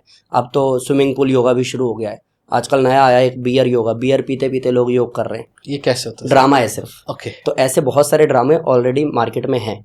बस सिर्फ जयराम योगा क्यों? तो जयराम योगा मेडिटेशन और प्राणायाम दोनों कराता है। अब प्राणायाम लोग इसलिए नहीं कराते कि 10 मिनट कोई ऐसे बैठता है तो वो बोर हो जाता है, ऐसा लोग बोलते हैं। अब जब बोर हो जाओगे आप तो आप कहोगे यार मुझे नहीं करना इसको ज्वाइन, मैं इससे अच्छा जिम में ट्रेडमिल कर लूँगा भाई 10 मिनट। तो ये एक माइंडसेट है। बट मेरे सेंटर में कोई आता है तो मैं उसको प्राणायाम सिखाता ही हूँ, और उसकी इतनी क्वालिटी बताता हूँ, इतने बेनिफिट्स बताता हूँ कि इंसान को इंटरेस्ट भी आता है, वो मेहनत भी करता है और रिजल्ट भी आता है। क्योंकि बिना, अगर मैं योग की बात करूँ तो बिना प्राणायाम के, बिना प्राण शक्ति पे काम करने के आप योग में सफल नहीं हो सकते। अगर साफ रह गई बात बेंडिंग करने की, तो जोकर है तो सही, सर्कस में करता तो है बेंडिंग। अगर आप सिर्फ बेंडिंग करना चाहते हो या एक हाथ पे खड़ा रहना चाहते हो तो ये कर तो रहें, सिर्फ वो योग। उससे पहले मेरे को भी लगता था एडवांस योग मतलब सब कुछ, एडवांस योग एक पार्ट है जो फिजिकल लेवल पे है, इंटरनली, मेंटली, स्पिरिचुअली, और अगर मैं कहूँ हार्मोन्स पे, सेल्स पे अगर कोई काम कर सकता है तो वो प्राणायाम कर सकता है। और मेरा सेंटर प्राणायाम आधे घंटे कराता है और आधे घंटे हम और आसन, एक्सरसाइज, वर्कआउट कराते हैं। तो आधे घंटे वाला जो मेरा कॉन्सेप्ट है ये दूसरों से बिल्कुल अलग है और मुझे जो बिल्कुल डर नहीं लगता कि मेरा सेंटर कोई छोड़ के चला जाएगा बोरिंग समझ के। अगर उसको सच में चिंता है अपने शरीर की, वो मुझे ही ज्वाइन करेगा। 3-4 जो अब मेरे पास जो मेजर लग रहा है सर कि जो ना हम हर दूसरे घर में देखते हैं। पहला सांस की प्रॉब्लम, तीसरा पैरालाइज में लोगों को समझ नहीं आता कि क्या करे एक्सरसाइज, क्योंकि उनको ना खुद भी समझ नहीं आता कि कैसे कैसे क्या मूवमेंट करे, क्योंकि आधा शरीर कह सकते हो या हाथ जहाँ भी पैरालाइज वो काम नहीं कर सकता। थर्ड जो होता है बॉडी पेन। अब मेट्रो में ट्रेवल करते हैं, बस में ट्रेवल करते हैं, गाड़ी ड्राइव करते हैं, तो हर घर में ये इशू है। इसके बारे में क्या कहना चाहते हैं सर, कैसा योग करें कि ये वाली प्रॉब्लम एटलीस्ट ना हो किसी को? बेसिकली मैं इसको ऐसे डिवाइड कर सकता हूँ कि अगर मैं प्राणायाम की बात करूँ, क्योंकि प्राण शक्ति मजबूत होगी तो किसी भी बीमारी पे विजय प्राप्त की जा सकती है। और दुनिया में सिर्फ 3 तरीके से हमें बीमारियां हो सकती है, एक वात, पित्त, कफ, ये त्रिदोष हैं। अगर ये डिसबैलेंस होगा तो हम बीमार पड़ेंगे। तो वात रोग में आता है बॉडी पेन, जो आपने कहा, नी pain, back pen, arthritis, cervical, ये सारा वात रोग में आता है। कफ में आता है साइनस, अस्थमा जिसकी आप बात कर रहे हैं। पित्त में आता है skin infection, blood infection, urine infection, इस तरीके से हमें बीमारियां आती है। और इन सबको पूरी तरह से वात, पित्त, कफ को बैलेंस करने का एकमात्र उपाय है अनुलोम विलोम प्राणायाम। अनुलोम विलोम प्राणायाम आपके वात, पित्त, कफ को बैलेंस करता है। प्लस अब जैसे वात, पित्त, कफ बैलेंस हुआ तो आपको पता चल गया बॉडी पेन खत्म हो गया, अर्थराइटिस खत्म हो गया, जो भी आप पेन की बात कर रहे थे वो पेन खत्म हो गया। दूसरा आपने कहा अस्थमा, सांस की प्रॉब्लम, वो भी खत्म हो गई क्योंकि वो कफ में था। तो इसके बाद बच जाता है पैरालिसिस। पैरालिसिस में होता क्या है, राइट ब्रेन हमारा लेफ्ट बॉडी को चलाता है, लेफ्ट ब्रेन हमारे राइट बॉडी को चलाता है। और अनुलोम विलोम का मतलब ही है, अनुलोम मतलब सीधा, विलोम मतलब उल्टा। लाइक अगर आप सही से चेक करोगे तो एक बार ट्राई कीजिए जरा, राइट ज्यादा चल रहा है या लेफ्ट। कैसे खींचना है सांस को? सांस को बाहर फेंको और चेक करो दोनों में से सांस का फोर्स ज्यादा किस में लग रहा है। आपको क्लियर हो जाएगा मैं क्या समझ मेरे हिसाब से राइट में लग रहा है ना। हाँ। कभी हमारा राइट ज्यादा चलता है, कभी लेफ्ट ज्यादा चलता है। और इसको अगर और समझोगे, ये स्वर विज्ञान है। स्वर मतलब होता है हमारी सांस। तो स्वर विज्ञान आपको ये बोलता है कि जब कोई भी आप फिजिकल एक्टिविटी करते हो तो आपका राइट एक्टिव रहना चाहिए, और मेंटल एक्टिविटी करते हो तो लेफ्ट एक्टिवेट रहना चाहिए। राइट है सूर्यभेदी, राइट है सूर्य स्वर और लेफ्ट है चंद्र स्वर। तो अगर मैं कुछ भी ऐसा कर रहा हूँ जहां मेरा फिजिकली यूज होना है, वहां अगर मेरा लेफ्ट चल रहा है, मीन्स माइंड वाला चल रहा है, तो मैं अपना 100% नहीं दे पाऊंगा।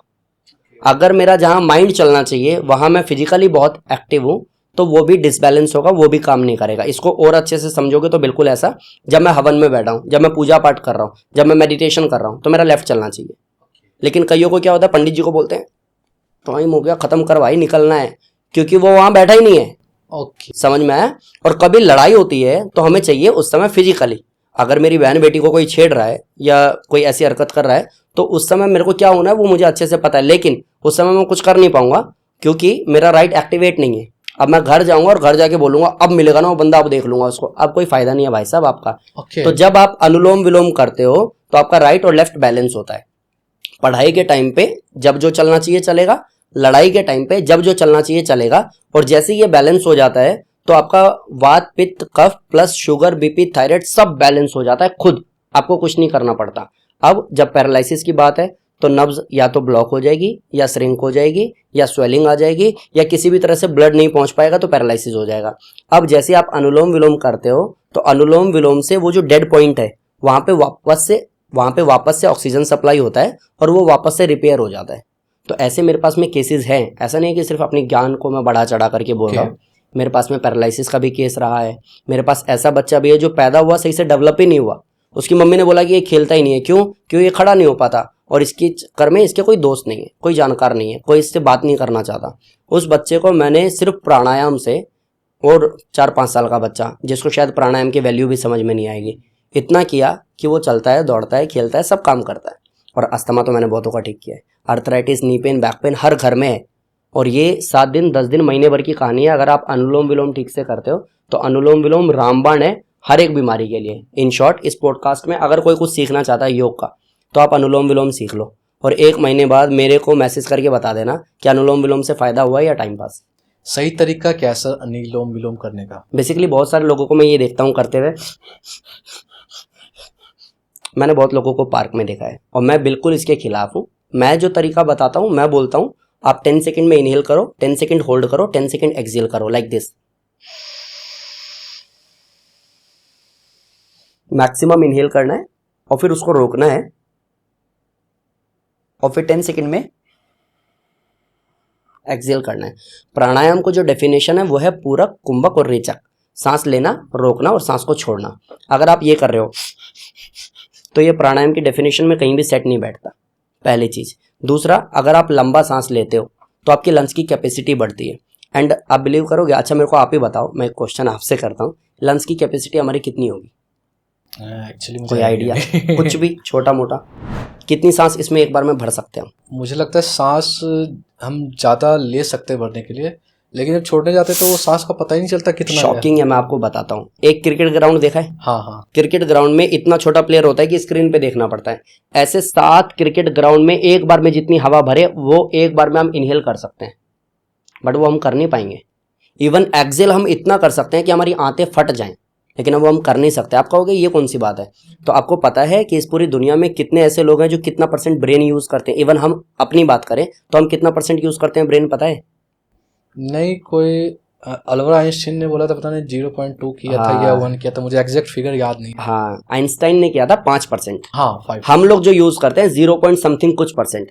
अगर मैं मेरी पूरी जिंदगी में ब्रेन को यूज नहीं कर पा रहा हूँ, फिर भी मेरे को फोन नंबर याद है, फिर भी मेरे को फैमिली याद है, तो ये पावर है नेचर की। और नेचर ने जो हमें दिया है पूरी लाइफ हम उसको यूज नहीं कर सकते। और यही एक रीजन है अरुणिमा सिन्हा जैसा इंसान जिसका पैर कट गया वो बिना पैर के एवरेस्ट चढ़ गई। इसलिए मैं कहता हूँ आत्मशक्ति अगर मजबूत हो जाएगी तो सब संभव हो जाएगा।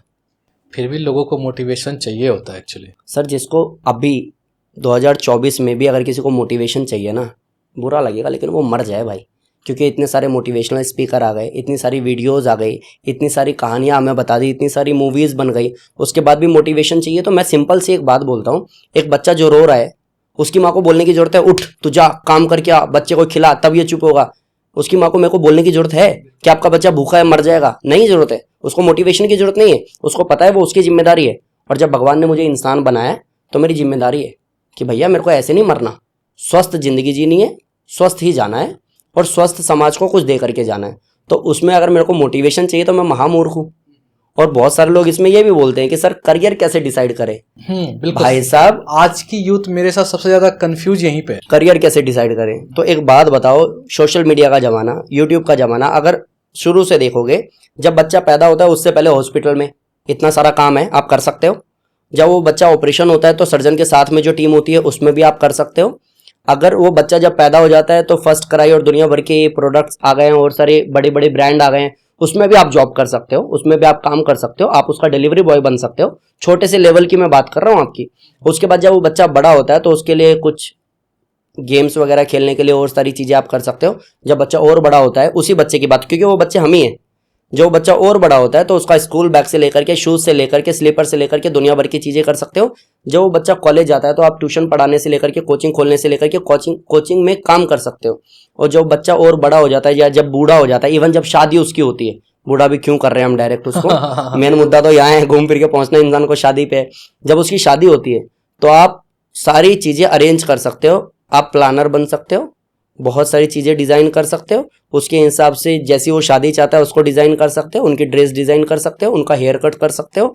दुनिया भर की चीज़ें होने के बाद जब वो हनीमून पे घूमने जा रहे हैं तो पैकेज बुक करा सकते हो। उसके बाद जब वो घूम करके आते हैं, बेबी प्लान करते हैं, तो फिर पूरा सर्कल घूमता है। जब वो बूढ़ा हो जाता है और जब वो मरने पर चला जाता है, हॉस्पिटल में आप काम कर सकते हो। जब वो मर जाता है तो उसके कपड़े जो उठा करके हम डाल आते हैं, उस कपड़े को ई रिक्शा पे रख करके रोड पे बेचा जाता है, आप वो काम कर सकते हो। और इन सब में भी कुछ नहीं समझ में आता तो अगर आपको खाना बनाना पसंद है तो वीडियो बना के यूट्यूब पे डाल दो। अगर आपको पढ़ाना पसंद है तो वीडियो बना के यूट्यूब पे डाल दो। इसके बाद भी किसी को अगर ये लगता है कि हम क्या करें समझ ही नहीं आ रहा तो मर जाओ। इसके बाद बचता क्या आपके पास? बिल्कुल बिल्कुल बिल्कुल। मेरा एक्चुअली एक अहम क्वेश्चन रह गया था। आपने एक चीज मुझे बीच में बोला था, एक्चुअली ये कॉन्वर्सेशन इतना लंबा चला गया आपका एग्जांपल्स, कि मुझे लगता है आज तो जो भी यूथ देख रहा होगा इस पॉडकास्ट को या जो भी देख रहे होंगे उनके अंदर तो क्लैरिटी आ गई होगी, क्योंकि आपने बच्चे को पैदा मतलब बचपन से लेके पूरे बुढ़ापे मार भी दिया आपने। करियर करियर करियर करियर कहाँ देखना, अब मेरे हिसाब से सबको अंडरस्टूड होगा कि कहाँ पे करियर देखना है, वो देख लेंगे शायद। मेरा एक जो मेन क्वेश्चन इससे निकला, आपने बोला लेफ्ट राइट वाला, जो आपने बोला ना कि एक सेलेक्ट हो जाता है, वो सिलेक्ट कैसे कंट्रोल करे कि जैसे राइट मोमेंट पे एक राइट चीज आए। जैसे लाइक आपने बोला एक कि जैसे कोई लड़की को छेड़ रहा है, बहन को छेड़ रहा है, तो उस टाइम लेफ्ट काम किया, तो मतलब मैंने राइट कुछ नहीं की, राइट काम किया, सॉरी। तो मैं सोच रहा हूँ जाके घर पे कि अब मैं जाऊंगा, अगली बार मिलेगा तो क्या करूंगा। उस टाइम का जो वो कंट्रोल है, वो कंट्रोल कैसे रखे इंसान। बेसिकली क्या होता है कि जब कोई भी मशीन लाइक हमारी माइक की बात करें, कैमरे की बात करें, तो जब ये बिल्कुल सही चल रहा है तो मुझे इसको छेड़ने की जरूरत ही नहीं है। जब मेरा ये सही चल रहा है तो मुझे ट्राई करने की जरूरत ही नहीं है, अच्छा एक मिनट रुक, तूने मेरी बहन को छेड़ा है, हाँ अब आ जा तो ये मुझे करने की जरूरत नहीं है। तो जब मैं अनुलोम विलोम करता हूँ तो ये बैलेंस होगा। बैलेंस का मतलब ही है जब राइट चलना चाहिए तब राइट चलेगा, जब लेफ्ट चलना चाहिए तब लेफ्ट चलेगा, और वो इस हद तक बैलेंस रहेगा कि सब सिर्फ यही बोल रहे होंगे, कुछ भी कहो यार इस बंदे में अलग ही बातचीत है। बच्चों के साथ बच्चा बन जाता है, जब बड़ा होता है तो मैच्योर हो जाता है, पार्टी फंक्शन में इंजॉय करता है, ऑफिस में मस्त रहता है, घर से कोई कंप्लेन नहीं, किसी का पैसा लेना देना नहीं, ऐसी लाइफ चाहिए भाई। तो हर जगह बैलेंस है, और बैलेंस तब होगा जब अनुलोम विलोम अच्छे से करेगा। और मैं आपके सामने जीता जागता उदाहरण हूँ। मैं बच्चों के साथ बच्चा हूँ, मैं स्ट्रीट डॉग्स को, काऊ को, और जो भी रोड पे रहते हैं, गलियों में रहते हैं, उनको खिलाता पिलाता हूँ। मेरी सैलरी का, और ये यूथ के लिए मोटिवेशन होगा, आप कह रहे हो मोटिवेशन कैसे होता है, मेरी सैलरी का लगभग जो भी मैं कमा रहा हूँ, जो भी मेरे पे अमाउंट आ रहा है, उसका 25% मैं खर्च करता हूँ उन पे जिनको मैं नहीं जानता। आप कहोगे आपने कोई पेट पाला है क्या? मैंने नहीं भाई, नहीं पाला मैंने। लेकिन जब मैं जाता हूँ ना मेरी गली में, तो भग के आ जाते हैं मेरे पास, उनको पता है कि भैया आ गए अब खिला देंगे हमें। एंड बिना किसी स्वार्थ के, मुझे पता नहीं है कि वो मेरे को कभी भी प्रोटेक्ट करेगा भी कि नहीं, और मेरे को एक्सपेक्टेशन भी नहीं है, बट मैं कर रहा हूँ क्योंकि मुझे सेटिस्फेक्शन मिलता है। तो वो कुत्ते बिल्ली को खिलाने से लेकर के, बच्चों के साथ खेलने से लेकर के, लोगों को योग कराने से, स्वस्थ करने से लेकर के, अभी बैठ करके पॉडकास्ट करने तक मेरे को अपना 100% देना आता है, और उसके बाद कोई कंप्लेन बची नहीं जाती, खुद से तो बिल्कुल भी नहीं। इसलिए मस्त रात को नींद आती है, और ये सब कुछ होता है अनुलोम विलोम से। ओके, लास्ट क्वेश्चन, आप किसको फॉलो करते हो? मैं करता हूँ सर खुद को फॉलो। मैं बहुत लोगों को देखता हूँ, सुनता हूँ, लाइक सोनू शर्मा को देखता हूँ, संदीप महेश्वरी जी को देखता हूँ, स्वामी रामदेव जी को देखता हूँ, मोदी जी को देखता हूँ। उनमें से जो जो अच्छा है वो मैं अडॉप्ट करता हूँ, बट मैं फॉलो खुद को करता हूँ सर। मैं उस समय से अपने आप को फॉलो कर रहा हूँ जिस समय कोई ऐसी फोटो मैं आपको दिखाऊंगा कि आपको हंसी आएगी। लेकिन कॉलेज में कॉन्फिडेंस था, पतले हैं तो क्या हो गया भाई, अपनी एक ज़िंदगी है भाई। और जिस समय खाने के पैसे नहीं थे उस समय भी एक कॉन्फिडेंस था कि मेहनत करेंगे, बड़े आदमी बनेंगे, ऑटोग्राफ ले ले।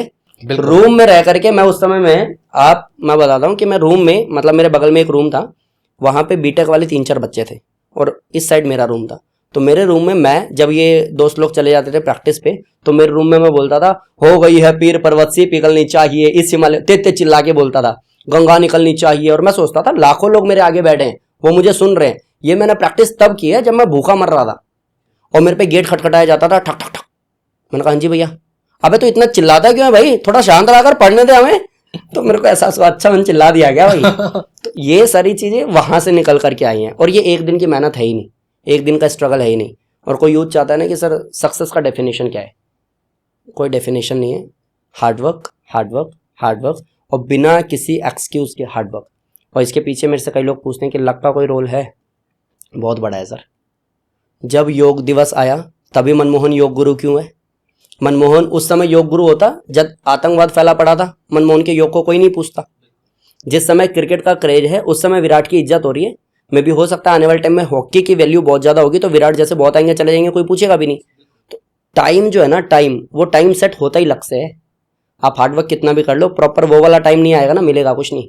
तो मैं लक पे बहुत मानता हूँ, मैं भगवान पे बहुत मानता हूँ, और मैं हमेशा बोलता हूँ, मेरी एक लाइन है, टैग लाइन है, कि प्रार्थना और पुरुषार्थ, अगर ये दोनों को मैच कर जाओगे ना आप, तो सक्सेस का लेवल क्या होगा वो आप सोच भी नहीं सकते।